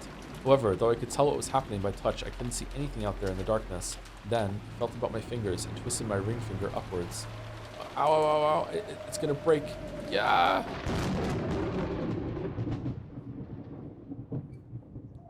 At that moment, I saw something in the darkness for the first time. It was white. The darkness grinned and bared its white teeth. Then, that mouth filled with eerie white teeth approached my finger that had been twisted up so far that it was about to break. It opened wide. It must have been laughing at me from the darkness.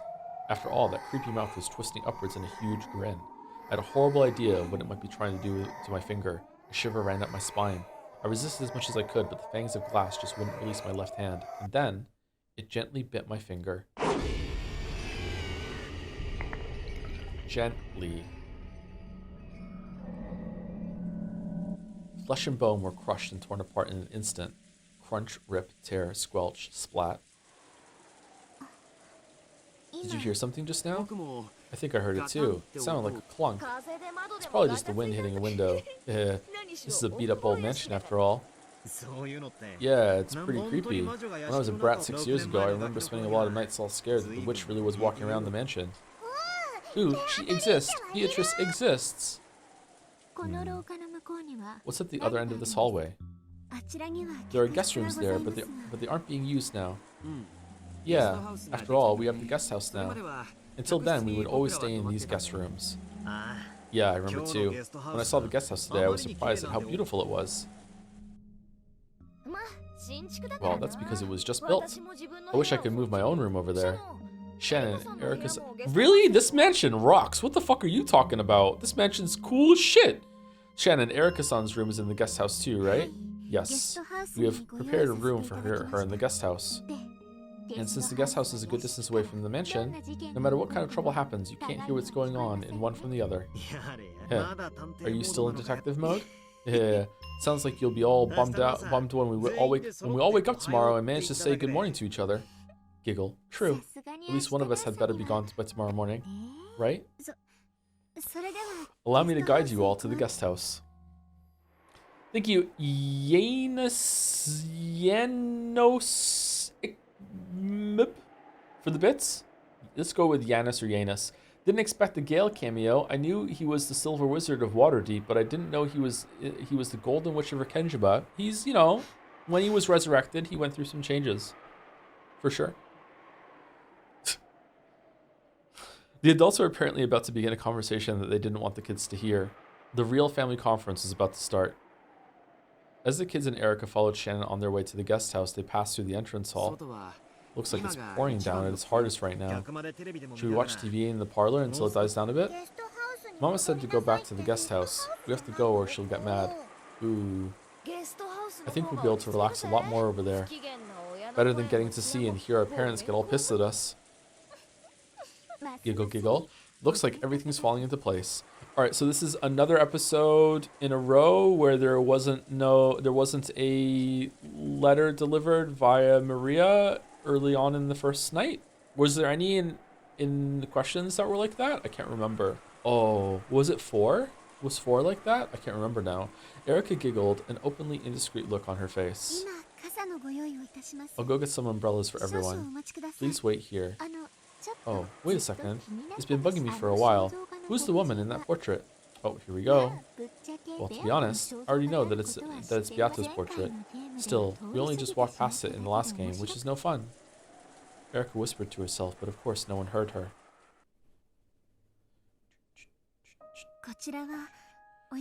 This is the master's benefactor, Beatrice-sama. They say she gave grandfather a vast quantity of gold, meaning that she's thanked for the Ushirimiya family's revival. Wait, she did what? She's just a witch of grandfather's delusions. Supposedly her ghost walks the corridors of the mansion every night. Hey, quit it. That story always freaked me out when I was little, and it always made this mansion feel terrifying after night fell. Oh right, it's true. What about now, 6 years later? I'd totally forgotten, but looking at this portrait head-on, applied directly to the forehead, I can feel that old fear coming back a bit. Ooh, Beatrice isn't scary, at least as long as you respect her. If you don't, right, Shannon? Yeah. That rumor does exist among the servants as well. Rumors about servants patrolling that night bumping into mysterious silhouettes or gold butterflies. Yeah, was it last year or the year before? Didn't one servant fall down some stairs and get so badly injured that they quit? Wasn't there a rumor that it was Beatrice's curse? Jessica told it like a ghost story, trying to scare Erica, but Erica just laughed disdainfully. Come on, that's creepy. It was probably just an accident, right? Just a coincidence. It happened just after grandfather had this portrait hung here, so it was probably the year before last. In fact, if I remember, this here is the staircase that servant fell down, right? Yep. After all, this insanely huge portrait really stands out. Shortly after it was put up, everyone was talking about what it might be. And then, when the accident happened shortly afterwards, people started calling it Beatrice's curse. So these ghost stories about Beatrice started after the portrait was put on display? No, rumors about Beatrice-sama's ghost walking about were around even before that. However, I do think those stories grew in number after the portrait was put there. Before then, even though they had heard about the witch, Beatrice, they didn't have an actual distinct picture in their heads of what she'd be like. I imagine that this portrait made that picture distinct for them, strengthening the rumors even more. So, who started talking about this Beatrice witch in the first place? Grandfather. He'd always start freaking out and yelling, "My beloved witch!"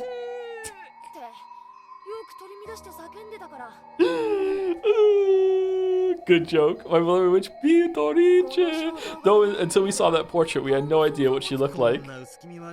It's no surprise that you get one or two ghost stories with a creepy portrait like this hanging around. You always find ghost stories cropping up around things like a portrait of Beethoven in the music room or the statue of the school founder. True. Play it again? Alright.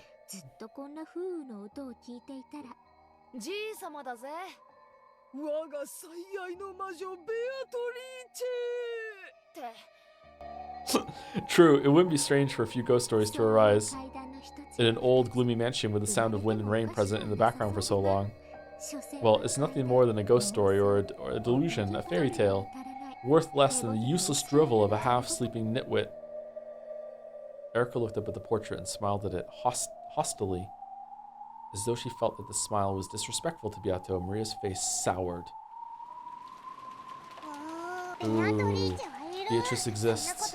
If you say things like that, you'll definitely feel the curse of the witch. Oh, how frightening. Please, curse me if you can, Beatrice. Giggle, giggle. So, if you find you mysteriously dead next morning, we'll know it's the curtain raising on a witch's murder case. But you're a detective, right? Wouldn't killing the detective off in the beginning be a bit too radical? Hey, there's no Knox rule against it. That would be troubling. That would get in the way of the crime scene inspection. You don't do those. I see. After all, even the Knox rules don't prohibit the detective being. Fucking hell. Fucking hell. Fuck you. I have just what you need. It's a charm that'll protect you from Beatrice's curse. A charm? You have a charm for something like that? After fishing around in her bag, Maria pulled out a string of beads attached to a medal that had a scorpion drawn on it. It looked like a cheap prize from an arcade or something. What are these? Ooh, they're magic repelling charms. Their effect is very weak, but if you use them, you'll definitely be able to avoid Beatrice's curse all night long.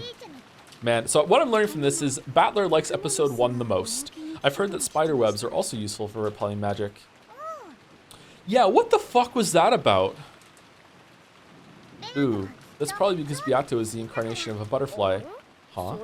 Wasn't it the evil spirits of Akujikishima that were weak against that? Kurosawa-san knows a lot more about that sort of thing. Witches and evil spirits? This is getting a bit interesting. Would you mind telling me about it in a bit more detail when we get to the guest house? Here are umbrellas for everyone. It's still raining very hard outside, so please take care. Shannon handed out the umbrellas she had brought. Everyone headed toward the exit. And then, when there were none left standing in front of the portrait, a gold butterfly appeared.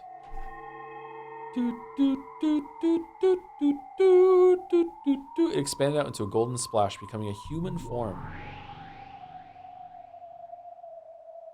In the hall, empty now that the children had left, Beato stood alone and silent, looking up at her own portrait. I'm that hot? Hmm. Without a doubt, the figure depicted there was like her as an image in a mirror. There was was as like her as an image in a mirror. Okay, sorry, my bad. However, it felt as though its eyes and expression were just a little different from hers. From her perspective, while the person in this portrait was almost infinitely close to herself, it was just as surely a different person entirely. Who are you? Please tell me what kind of person you are. Beato had already finished reading the fragments from Featherine's library, which showed the tales of all the games so far. Wow, that was fast. However, the witch called Beatrice, who had been depicted in them, had been so vastly different from her. At the very end, it had looked as though that witch and Battler had connected just a little bit as rivals, but for the most part, Beatrice had just bullied and bullied Battler in nearly all of the tales. Even though this was about her, she had no idea why Beatrice had tormented Battler. Oh, wow, so she doesn't get it. Oh, shit. Huh. She had no idea why Beatrice had tormented Battler so much when she had supposedly been born for Battler's sake. All she had learned from Featherine's library, well, just reread it, was that the former Beato was a completely different person who defied understanding. What happened to you? I am an egg of you, a chick. Your wings should have existed for father's sake. Just when did you have one of those torn off and ended up so drastically different? One wing. She had listened to the conversation Battler and the others had just been having. Beatrice can't handle scorpion charms. Beatrice can't deal with spider webs. She wouldn't have wanted to touch either of those by choice, but it wasn't as though anything terrible would happen if she did. Was being perfectly fine when around those proof that she wasn't Beatrice? Even though this involved her own self, she didn't understand it all, so she quietly gazed into her own eyes on the portrait. It felt as though the truth hid behind those eyes. Beato slowly approached the portrait, and then she lightly touched it. Ba, ba, ba, ba, ba, ba. Let's go. When she did, it felt as though the portrait rippled slightly. Yep, yes, this is a doorway. A doorway to the long path that will lead her to the Golden Witch Beatrice. Beato felt a bit dizzy. She lost her balance, feeling as though the world was twisting around her. Then, when she couldn't tell which way was up or down, she was swallowed downwards. Plunk. With a soft, watery sound, Beato was sucked into the portrait. Oh, water level? I actually like the water levels.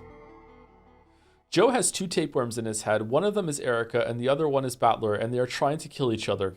You mean tadpoles?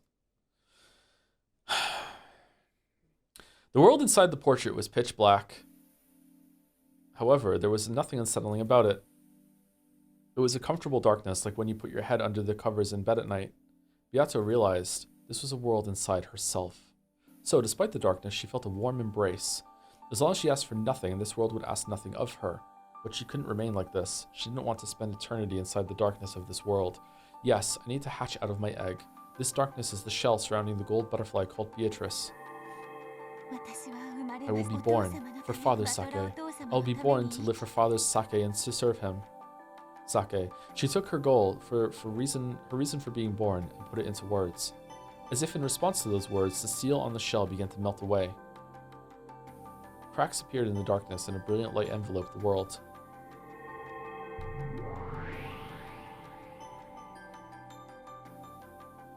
And then Battler looked around and said, "Look, in my story, I wrote her that she came back, so it'll work now, right?"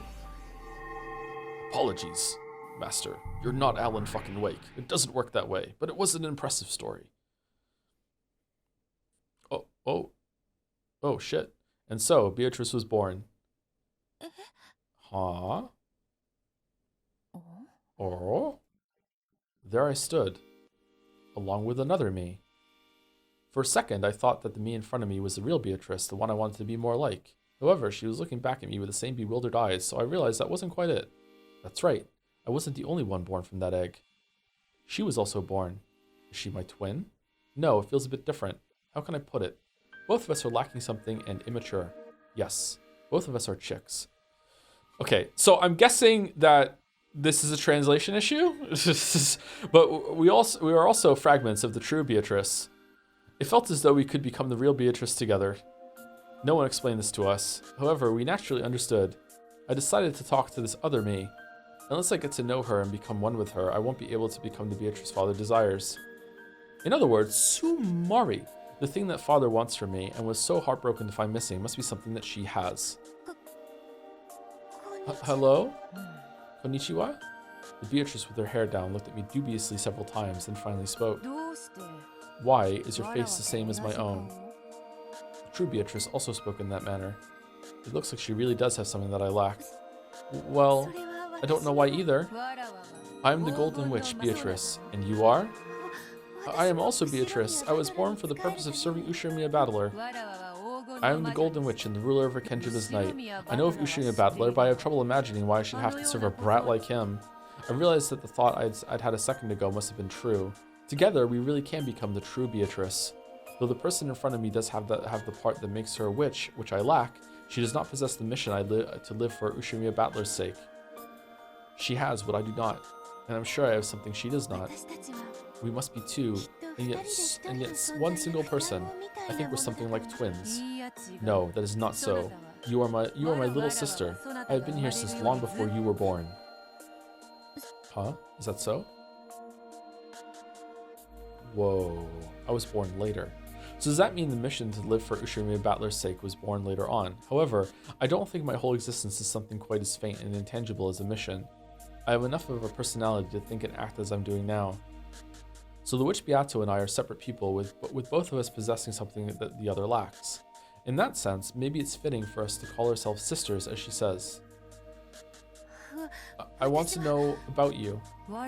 I also wish to know. I understand that you are also me. Why is it that you speak that way, and why must you serve Battler? Until we grow to understand this, it seems both of us will remain immature. I want to become a complete Beatrice. Until you were born, I was complete. However, now that you have appeared, I believe that accepting you is my fate. I also wish to know about you. The witch Beato's tone was very slightly arrogant, which fitted her self-proclaimed status as the older sister. However, since we both realized that we were the same person, there was no need for her to be a bully. She probably realized that, after meeting me, her current form was no longer her real self. Where are we? Is this the hall of the mansion? Oh. Beato gasped. The portrait wasn't there. Did that mean that this was at least 2 years in the past? Precisely. This is the hall of the Ushirimiya mansion. What are we doing? The night is my time, and the nighttime mansion is mine as well.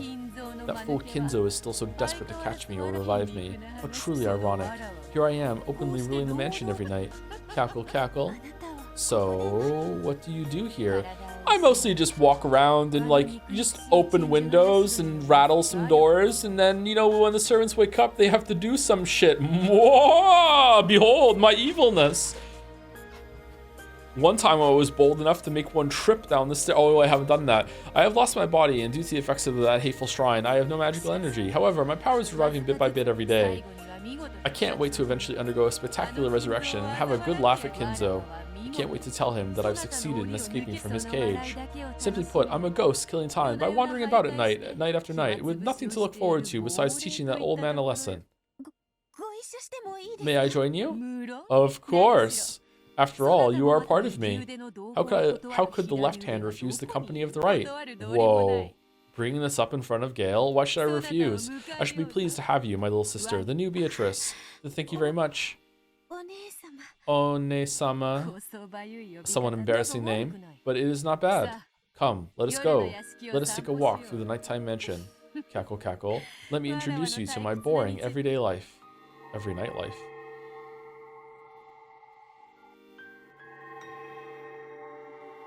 And is this how you do it? Yes, rattle the window as hard as you can. My god. The disturbance. You're a natural at this. Thank you very much, One-sama. The two Beatrice changed their forms into two gold butterflies, flitting silently into the depths of the shadowy mansion. Now for the true test. Turn all the lights off in this hallway. Whoa. I'm sorry. I'm sorry.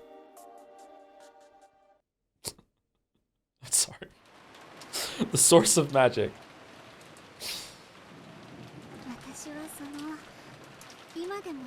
Alright, is Mouse still here? How long do we have left reading? And is this a good time to take a quick break and then we come back and finish? Or what? Oh, Mouse is here. Okay, good. Hey, Mouse. How's it going? If this scene is 30 minutes long, we can go a little longer. Good time to take a break. You can keep going 1 to 2 chapters. They're both a little under an hour. Okay, a little under an hour. Okay, that should be enough time. I have to go a little bit before 7, or at least right on 7 today. Okay, all right. Let's take a short break and then we'll just continue until the end when we come back. I mostly like to pour industrial grade oil onto each of the windowsills in case someone tries to climb them. And you know what? That industrial grade oil is also has a warranty that it would last on any surface, even if in a typhoon or anything like that.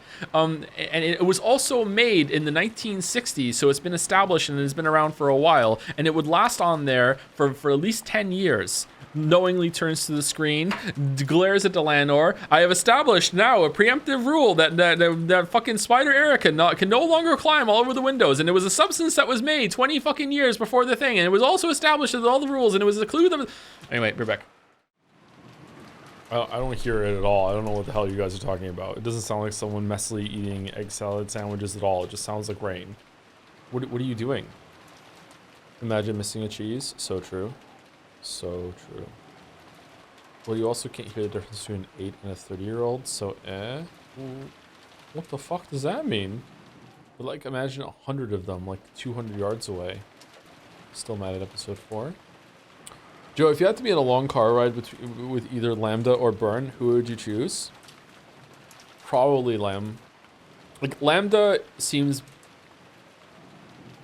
bored and desperately trying to entertain herself, and does have like a mean evil streak, but Burn is like legitimately genuinely evil.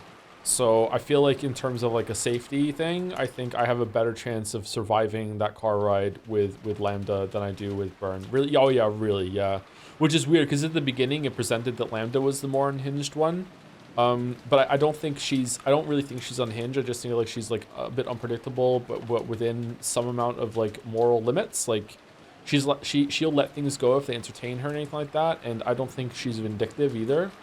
But like maybe she is, and I'm misjudging her, or I've forgotten the part where she's vindictive. But like Burn Castle is like legitimately like genuinely deep evil. Like it really comes down to it. Erica is nothing compared to Burn Castle, if we're like honestly. Like Erica has a morsel, a crumb of the evilness that is Burn Castle. Burn Castle's bad fucking news. Lambda would play I Spy with you. Yeah, and probably get angry when you're bad at it. If you spin the chessboard around, witches aren't real, so these are just some kids you can beat up in your own will. So which do you choose? I think that witches are real. I don't think all witches are real, but I think witches are real. Anyway, let's continue. I think we're only going to be doing one more scene. Let's see how it goes. Back then I was, and I guess I still am, a bit of a klutz. I always forgot where I put things, or think I'd locked something up when I'd actually forgotten. I caused a lot of trouble. I remember how Netsui used to get mad at you all the time. Has the proposal already happened? But eventually, Shannon managed to overcome all that forgetfulness. Oh, and how'd you do that? I made up another person that just cleans up after me. It wasn't anything big, but I got into the habit of writing things down. I'd write down wherever I put something important.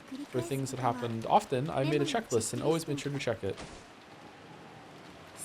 So, did you see Beatrice or didn't you? Oh, I didn't see her directly, but, well, some very strange things did happen. She was talking about a certain summer night. Shannon had been doing the nightly rounds. From her perspective, it was a ghost story. From the witch's perspective, it was just a story of a little summer's night prank. From Erica's perspective, a waste of fucking time. Oh, fucking hell. Stop doing that. Little sister, do you understand the anti-magic toxin that humans possess? Is it bad for your eyes to go through that? Or can your eyes can just tank that? Is it fine? Probably not. I guess it depends on how dark the room is when you suddenly have a bright light shined on you. No. What is it, One-sama? Well, the time of witches is long since past. Those vile humans who claim to rule over everything came to deny our existence and possess a powerful toxin. Is that toxin harmful to us? It is extremely dangerous. If we were exposed to it, our forms would probably evaporate in an instant. However, one thing we do have in our favor is the fact that our existence is still extremely weak. Because of that, the toxin does not affect us greatly. At worst, it can only transform us into mist for a time. However, we'd rather avoid it if we can, right? Correct. Yes, I see that you are indeed me. You catch on quickly. The older sister appeared to be haughty at first, but perhaps because she was so happy to have met her double and little sister, she was more than willing to teach her anything she wanted to know. Great. All right. Awesome. So in Battler's story, he duplicated his wife. Okay, great. Awesome. Good job, Battler. He's the same old battler still. The first thing she taught us was that they were witches, a different type of being than humans. Beato had thought her inability to use magic meant she wasn't a witch, but apparently she was still a witch nonetheless. And she learned that witches like her were bound by various limitations, unlike humans. The greatest of those restrictions was the anti-magic toxin possessed by humans. So, in other words, Sumari, did I say it right? We mustn't enter a human's field of vision. Correct. And also you did say it right. You can think of it as though human eyes radiate the toxin. If they see you, it is the same as your body being burnt. And though the effect is weaker, being heard or sensed can also result in contact with the toxin. So even just getting close to humans is dangerous to us. Wasn't Father a human? Why am I not burnt by Father's toxin? If we stock up magical power and have it acknowledged by humans, that toxin can be reduced drastically. In other words, Sumari, by having our existence acknowledged by humans, we make them lose their toxin, making it possible for us to appear before them once more. I see. Simply put, as we are now, we can only exist when humans aren't around. We are still very lacking in magical power, which makes us inferior to even a stray cat hiding from humans in the shadows. Also, you could have said Sumari then instead of simply put. The main goal of the older sister was to gain a large supply of magical power and be revived as a great witch strong enough to have no fear of the anti-magic toxin. For that purpose, she had wandered around the mansion night after night, striving to regain her magical power and reduce the anti-magic power of the humans. The powerful previous Beatrice, whom she had read about in Featherine's library, had appeared openly in front of humans and had even toyed with them at will. According to her big sister, such a level of power was most impressive. To think that a witch could appear openly before humans and use magic at will. A witch like that would be so great that even I can hardly imagine it. Is that what we will eventually become? Yes. She was like a witch from a picture book, appearing openly before the humans of the mansion and summoning magic and underlings at will. How inspiring. If that is our future, it means that all of our hard work will have been worth the effort. That's right. Anyway, Onisama, how is that goal connected to going around and locking windows like this?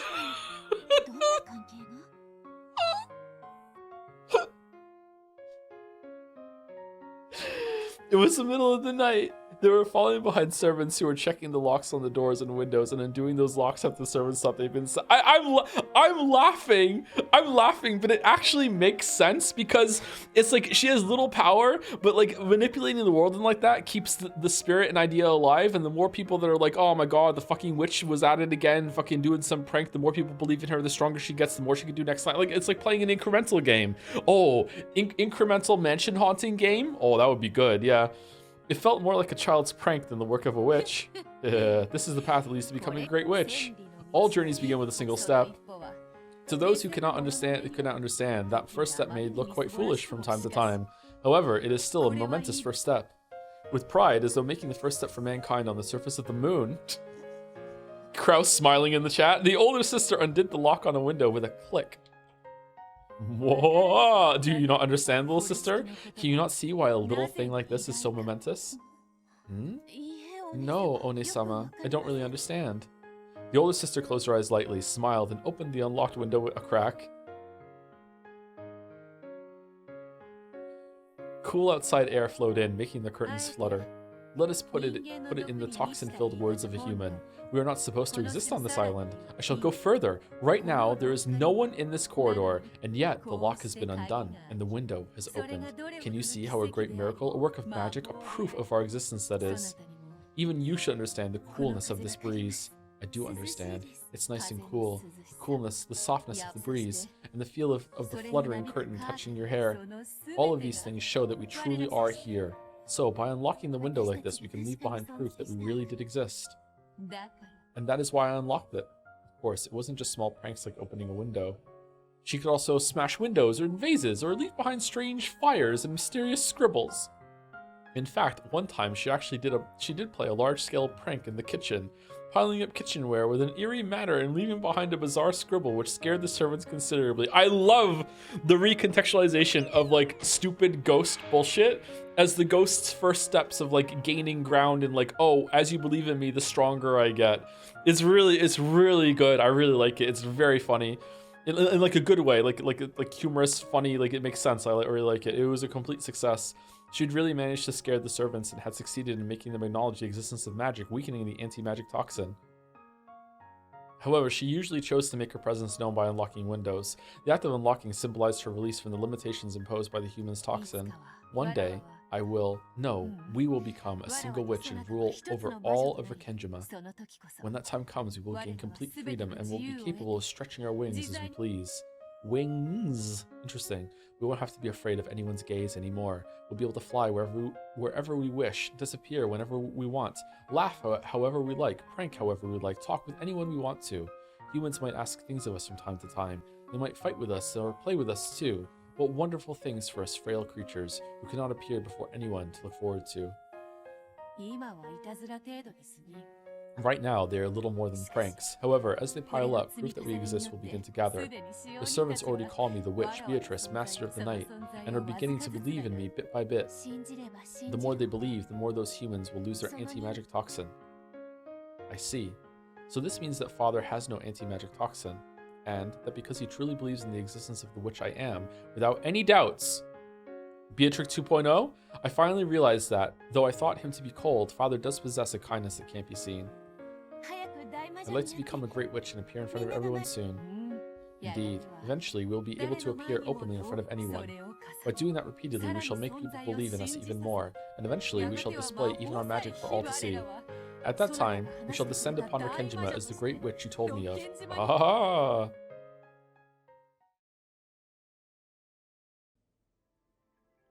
The logic of the witch side is quite interesting. It keeps me entertained. It does sound credible in a way. When humans are frightened to hear that they've entered a ghost hotspot, they're likely to start yelling, "Ghost! Ghost!" at the drop of a hat. It's true, actually. That's right.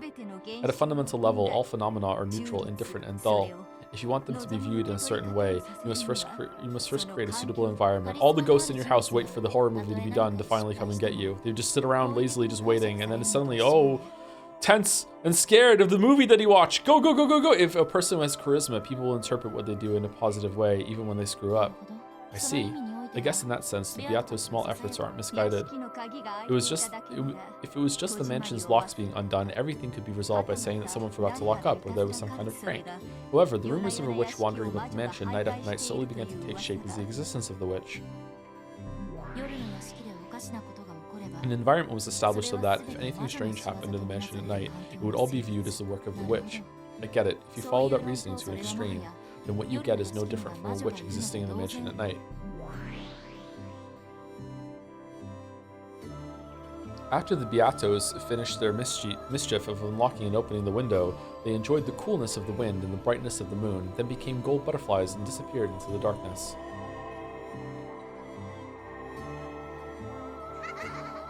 There was no way of knowing whether the window they had opened had actually been opened by them. The servants might have forgotten to lock up, or one of the family might have opened it after the servants had locked up and forgotten to shut it again, or maybe someone had played a prank.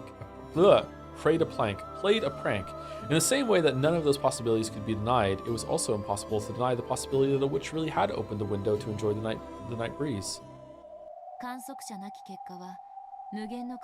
A result without an observer can possess an endless number of ways in which it might have occurred. Humans who can't grasp anything more than a single possibility are unable to imagine anything. However, people who believe in the possibility of a witch can imagine that it was a witch's prank. When that happens, the scene of the Beatrice's prank that we have just seen is etched into the fragments as a fact. How is Beato formed? How is Beato formed? How witch get magic? They need to do away insane detective. Who killed their magic because these Beatos can't fight back? It was on the news this morning. Erika in awe who had killed her Beato. They are taking the Beato back to Rekenjima, to Lady to rest. My pariah with the battler who lost his Beato. I am truly sorry for your lots. Thank you, Damek. However, people who believe I read this tonight as a fact. If you don't know what I did, just Google how is Babby formed. That's one of the foundations of magic, embellishing the process. With just a little magic, even a mass-produced stuffed animal can be reborn as a wonderful, unique stuffed animal filled with a mother's love.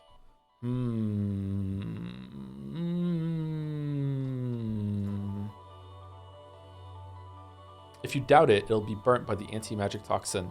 If you believe it, that magic will become the truth. Not all magic is bad. Maria, Oni-chan was right. Good magic exists too. It may be necessary for a child of man to possess the power to repel evil magic. However, refusing to burn away and defile love-filled magic is part of how love in the human world works. Well, good magic is the only kind I can forgive. For all other kinds, the best remedy is to deny them and burn them away. So I don't know how many different kinds of magic there are going to be at the end of this, but there's definitely magic as like a coping mechanism. There's also magic in just the general like magical thinking that everyone does, even if they don't admit it. There's also like magic in thinking the best of someone or having the best intentions. Then there's like actual literal magic, which I don't know how that plays into it at all. And love also, like love without love it can't be seen as a different way too. There's also like an interpretation, or sometimes it feels like it's kind of saying that some amount of magical thinking is only human. And if you don't have it, like, are you human? You're just like Erica at that point. Although Erica has some magical thinking too, so maybe not. I don't know. Is it magical thinking also attributing events to miracles? Yeah, it's also seeing patterns that aren't there or making them yourself. That's under the general umbrella of magical thinking. Magical thinking is very common. I really do truly believe that everyone does it to some extent. Even to some people who steadfastly say like, no, I don't. I'm completely rational, completely logical. I think there is some amount of magical thinking that you do, maybe if you don't even realize it. I would be really shocked if there wasn't even just a little crumb somewhere about that. I think it's only human. I don't know how explicit the VN is going to be in differentiating those different kinds, or if it is going to at all. Would you say that magical thinking is also misremembering something that happened? Like assuming that someone felt something the same way, like assuming that your childhood went a certain way, remembering that, you know, this is the events that made who I am, but really it happened a different way in actuality. Ties into like our memory is all fallible. Like every single time you access a memory, it's a little different in your mind until like when you get to as old as I am, you kind of have an existential crisis every single time that you think back to how your childhood was, because you're probably not even remembering it properly. But those events made you who you were. So how does that work? That's copium? Maybe.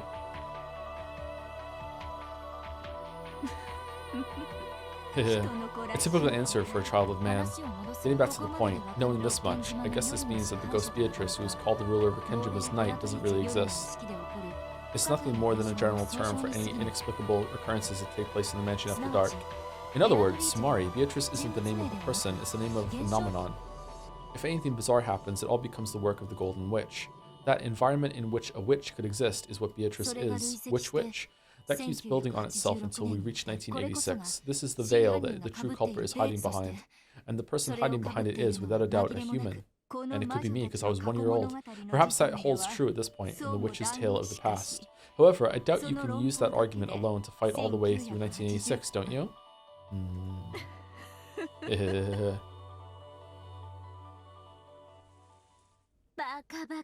Ridiculous. Wasn't that obviously because someone forgot to lock up? Well, you may say that, but this isn't just something that happened once or twice.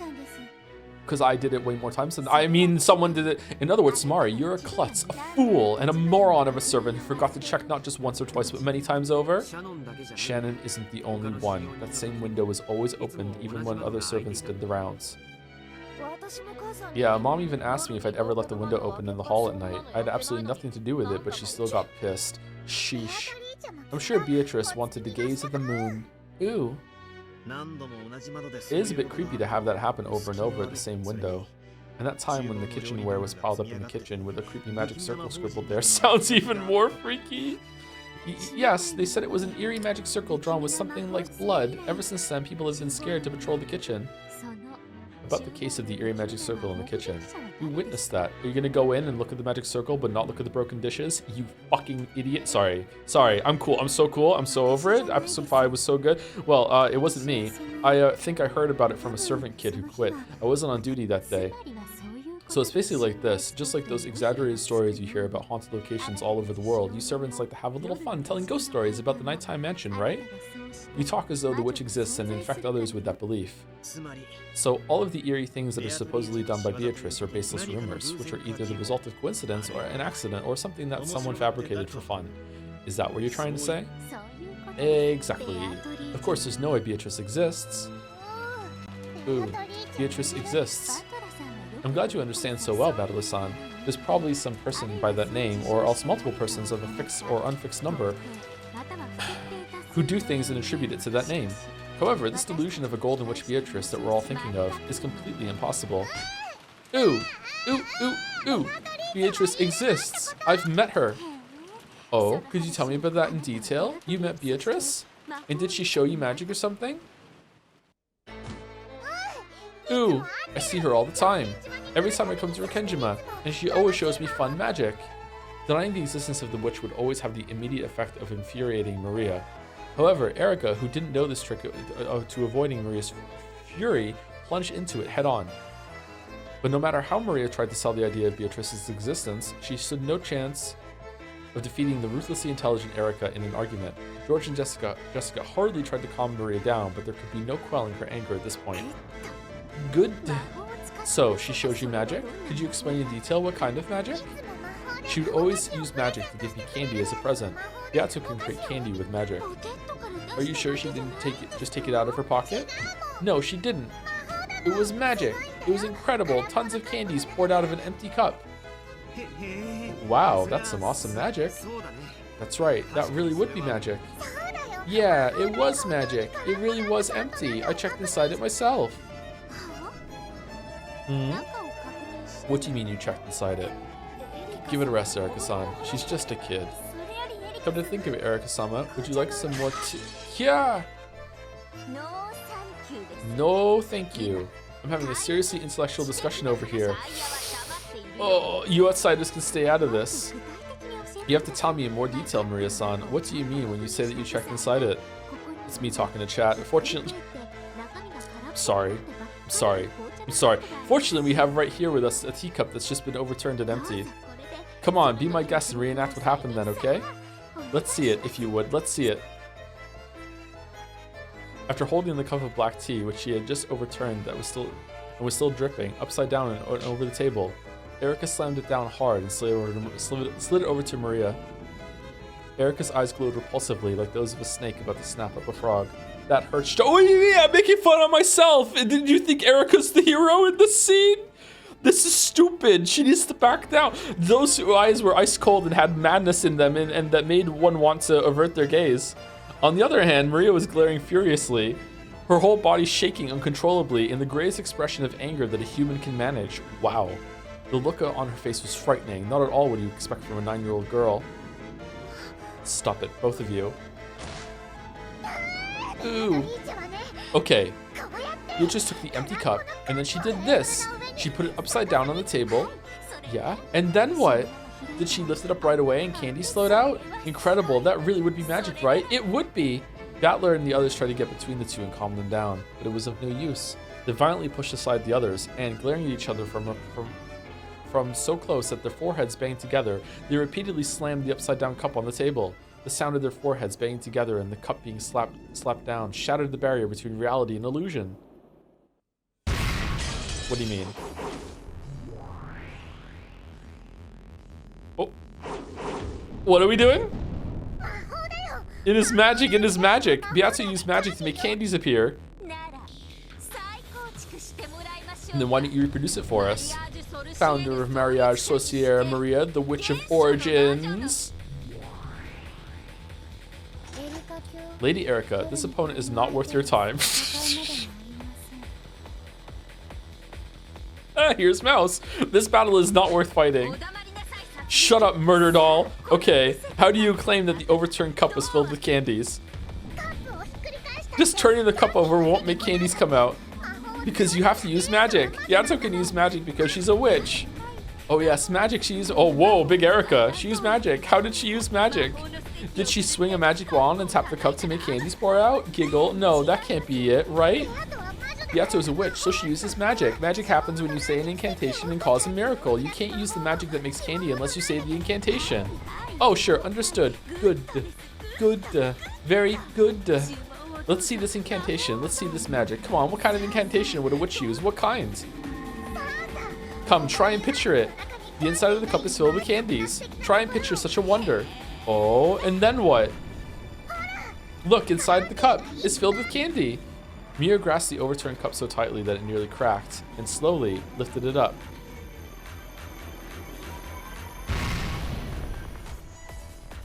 Then, from the inside, several cute candies poured out. Maria looked at Erica with a full smile as if to say, that showed you. Good. Delana are watching Erica argue with the 9-year-old, knowing she will have to submit a 400-page report on this to the Inquisition due by this evening before she clocks out. Die the death! And is this what you like to call Beatrice's magic, is it?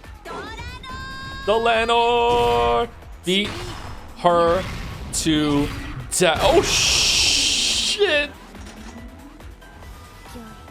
As you wish. I won't let anyone deny Beato's magic, because magic is magic. Magic is impossible. You might be telling a lie about something that never happened.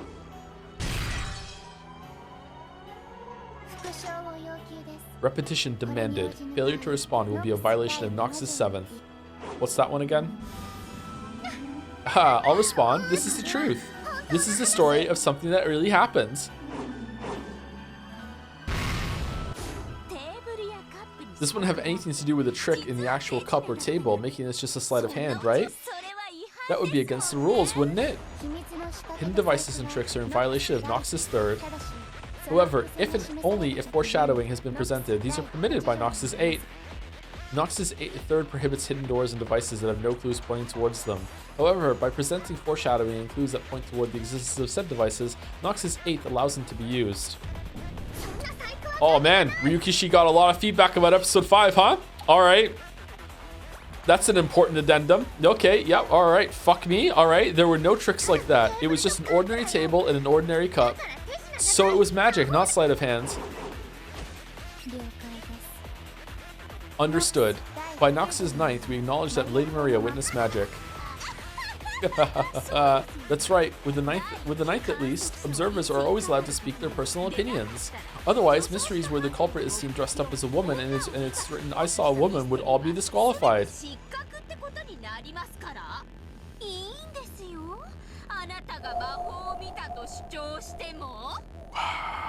Sure, that's fine. Claim that you saw magic all you want. All truths are nothing more than claims. So I'll make a different claim and see straight through yours to the truth. That's the detective's duty, and where we shine the most. There's nothing to see through. This is magic. Since it is magic, only witches can use it, right? That's right, only witches can use it. So if a human like me could use it too, that would mean it isn't magic, right? You can't use it. Only Beato can use magic. Good. Then why don't I show you? I'll make candy appear from out of this empty cup. If you think you can, just try. Impossible, impossible, useless, useless. There's no way a human can do it. My god, that expression on Erica's face. Then please, please, please just relax and watch. Here we have an empty cup. Is that okay? It is, isn't it? Then we turn it over on the table like this.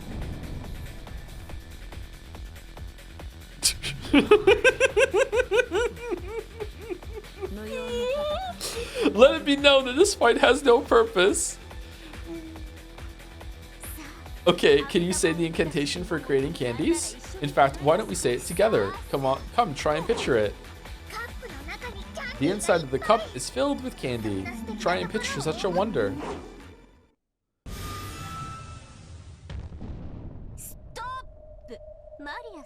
Maria-san, why did you close your eyes when you said the incantation? Why not witness the miracle of magic? Humans are polluted by the anti-magic toxin. If a lowly human saw it, the miracle of magic would be wiped out of existence. That's why the rules say that lowly humans have to close their eyes when using magic. I see, I see. Okay, I understand the protocol for humans to follow when magic's being used. In other words, Sumari, not once have you ever witnessed the moment that magic happened. Isn't that right? Look, it's done now. Please, try and lift up the cup, okay? After all, I've used magic to make candies appear. There's no way someone who makes fun of witches could use candy magic. Then, if it actually does work, it'd be pretty amazing, huh? After glaring at Erica with the utmost of malice, Maria slowly stretched her hand out toward the overturned cup. There was no way that Erica, someone who made fun of witches like this, could ever use magic. There was no way that there'd be candy there. So, how's it look inside? No candy. And there lay a single candy with a cute wrapper. See? This is magic, right? Erica smiled gently. A look of disbelieving shock rose to Maria's eyes, along with envy for this person who could use the same magic as Beato, and then she said, "Are you Beato?" Erica, you can use magic too? See, it's magic, isn't it? What I did there. Yeah. So in other words, Sumari. Erica smiled pleasantly. She and Maria had finally reached a deep understanding. Of course it isn't. While you had your eyes closed, I just lifted the cup and tossed the candy in. You call that magic? It's just a third-rate trick. Yeah. There's my blue truth as a detective. Now, as a witch of truth, here's my red truth. Your so-called candy magic is nothing more than a sleight of hand. Just a sleight of hand that the fake witch calling herself Beatrice or whatever claimed was magic. I mean, seriously, did you really get fooled by such a stupid parlor trick? Any magic related by your perspective can't be trusted at all. Everything you ever thought was magic was just a trick that you didn't get. There's no way that was magic. There's no way magic exists.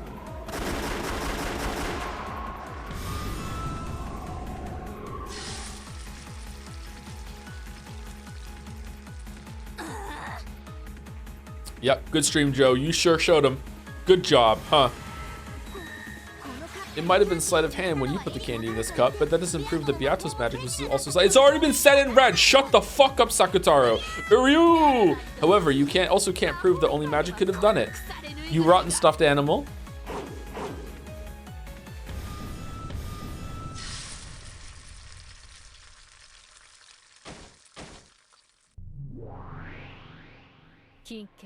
Please, allow me to speak. In red. This is a waste of time. No, this is a meaningless battle. You goddamn scraps of paper. Why'd you have to butt in at the good part? That isn't enough. Lady Maria has been shown that the candy cup magic could possibly be a trick that she misunderstood to be magic. Therefore, her claim that it was magic is dismissed. However, it might really have been magic when Maria saw it. Just because it can be done by sleight of hand doesn't disprove magic. Well done, Lady Erica. Congratulations on crushing Lady Maria's illusion of the witch. Oh. An illusion of the witch occurs when someone tries to force the acknowledgement of magic by claiming that a thing would be impossible without it. It's how witches launch an attack. If someone's able to successfully argue back and show that it would be possible without magic, the illusion of the witch is defeated and the witch must retreat. The magic Maria claimed to have seen could have been a trick, so it was unqualified to be acknowledged as magic. However, that was only the result of this battle. It was still too early to bring the fight into the domain of denying Beatrice, the witch, and the magic that Maria believed in. However, battles always end instantly when your opponent surrenders. Erica had wanted to hit Maria with everything at once, defiling the witch of magic she believed in, and crushing it without a fragment of compassion. Just one more step, and I'd have been able to take a heart as innocent as the smooth sand just after a wave is pulled back, and tear it to bits. Scran? What a shame. This isn't fun anymore. This isn't any fun anymore. Are you satisfied now? Ouch. Ow, ow, ow, ow. Erica grumpily punched Delanor's arm that had been restraining her. However, that cold, hard marble-like arm just made Erica's hand hurt. Diplomatic immunity? This battle is over.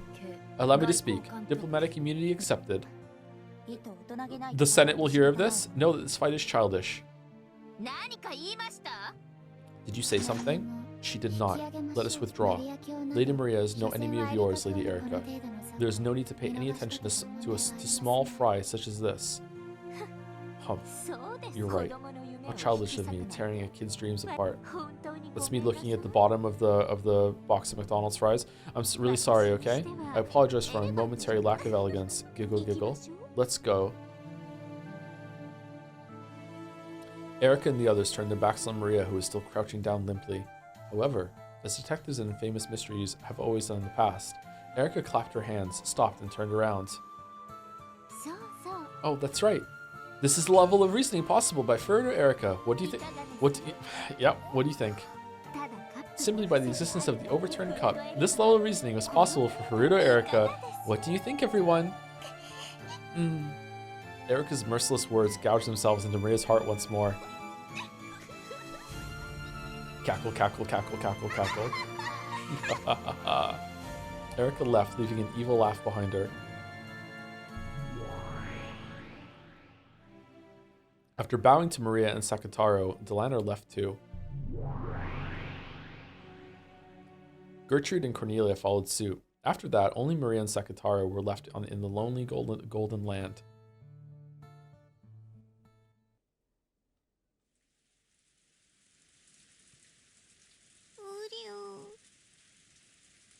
Ryu. Beato is a witch. Ryu! Beato is a witch. It was magic. It was magic.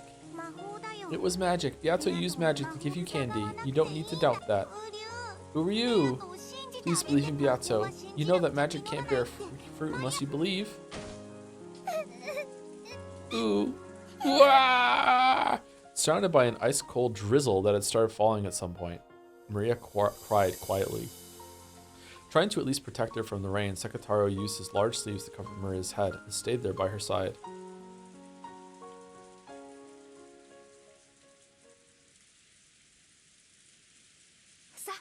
Okay, let's go, Maria. Let's play cards together in the room upstairs.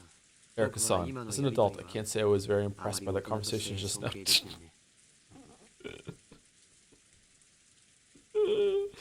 You're so cringe, bro. Holy fuck. My apologies. I'm still just a kid after all. Hick, hick. After seeing that wonderful candy magic brutally insulted by Erika, Maria had been crying nonstop. Sigh. I started noticing it as soon as the after dinner quiz party. But your personality really is screwed up. Do you think this is fun? Do you like tearing a little kid's dreams apart? Please stop, Battle-sama. Please, for my sake, don't push any further here. Please. She's gonna do me next. Shannon, who had been looking flustered, bowed her head deeply and implored Battler to stop. George, who didn't want Shannon pressured, fell in line. Let's go. Let's spend this year in the cousin room again. We can watch TV and play cards. I've heard that Erika-san has her own room. Shannon, please guide her there. Oh, no need to bother yet. I'll relax down here for a little while longer. I want to savor it a bit. What the hell are you trying to savor? Humph. No, she's gonna put her swimsuit on and go fucking duct taping the windows again. Battler and the others could no longer hide their irritation. They had no obligation to entertain their uninvited guests any further than this. Erika herself understood perfectly well that no place would welcome a detective. Battler and the others wanted to leave, and Erika wanted to stay. Neither had any desire to stop the other. Jessica urged Maria, who was still crying, to come along. Then, Maria stopped and spun around. Got a problem? They do exist here and there. Humans who are practically lumps of the toxin and don't believe in magic. There were lots of boys like you in my class. They don't believe in witches or magic or miracles or happiness. You can't become a witch if you let the toxin of people like that burn you to ashes. I may not look it, but I'm Beatrice's disciple. I'm the apprentice witch of origins. Maria, who had been crying quietly a second ago, seemed to have been transformed into an entirely different person. She laughed, no, cackled eerily. Battler's group stiffened up. I forgot that she could do this, and I really still do not like this. Battler's group stiffened up at the sudden change, but Erika was watching calmly. Then she smiled and gave a small nod in response. Good. You've got some guts. Good night, Miss Maria. Let's fight in a more challenging game next time. Sure, let's. It's a promise. Hee. You stopped that too, Maria? Come on, let's go. What about you, Shannon-chan? Come with us if you want to play cards. Come on, join us for at least one round. It'll cheer you up.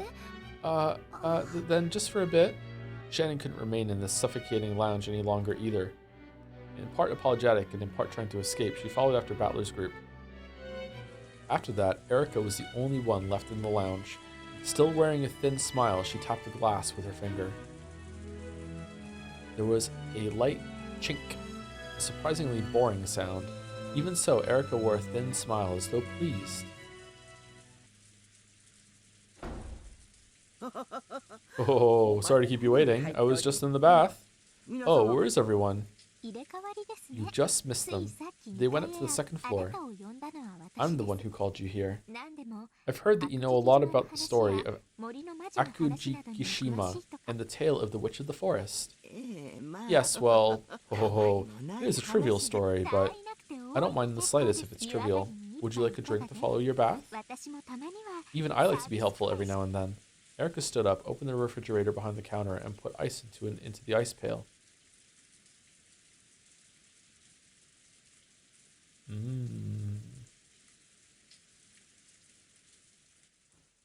What's this all about? Am I done? Is this the end? The Lovers. End of chapter. Also mandatory viewing for this chapter. What's this? Oh, hold on one second. Argue with me. Whoa. Okay, that's loud. Argue with me. But you're Don't wrong. argue with me. But you're wrong. That's why you're the slowest in your class. That's bro. why you don't have a girlfriend.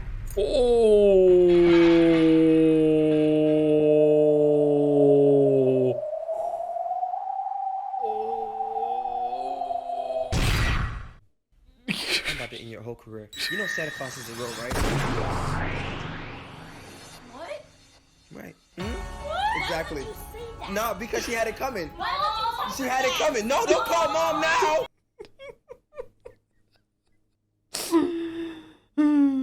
Okay.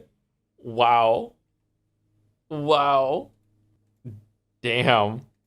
Damn. All right. Who are we rating? Who's live? Jelly's live on Breakdown. We can rate Jelly.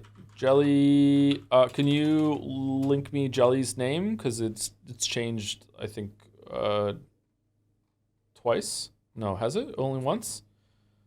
There's an L that was an I. That's why I'm getting confused. Okay. Okay, it is Jelly Channel TTV. All right. There you go. Jelly having a field day with all this. You can get Jelly talking about Umineko. Jelly is enjoying it more than I am in terms of the mystery side, I think. I think we're still enjoying it the same when it comes to the overarching story, but like I'm more checked out on the mystery than he is. The murder mysteries. Thank you, Kazek, for the resub. I only watched the first few Umineko streams. Does Joe hate the game yet? I do not hate the game yet. No. Not yet. Baldur's Gate tomorrow? Yeah, Baldur's Gate 3 tomorrow. Game. It is a game. Do. Thank you, Kazek, again. Yeah, I'm looking forward to more Baldur's Gate 3 tomorrow, although I am feeling really overwhelmed with where we are. I don't know what we're going to do about that. Oh, man. Okay, rates going through. See you later, everyone. Have a good one. Rating with a party of 1,372. It was almost the gamer number. Almost. Anyway, anyone stick around? See you later. Hope you have a good rest of your night.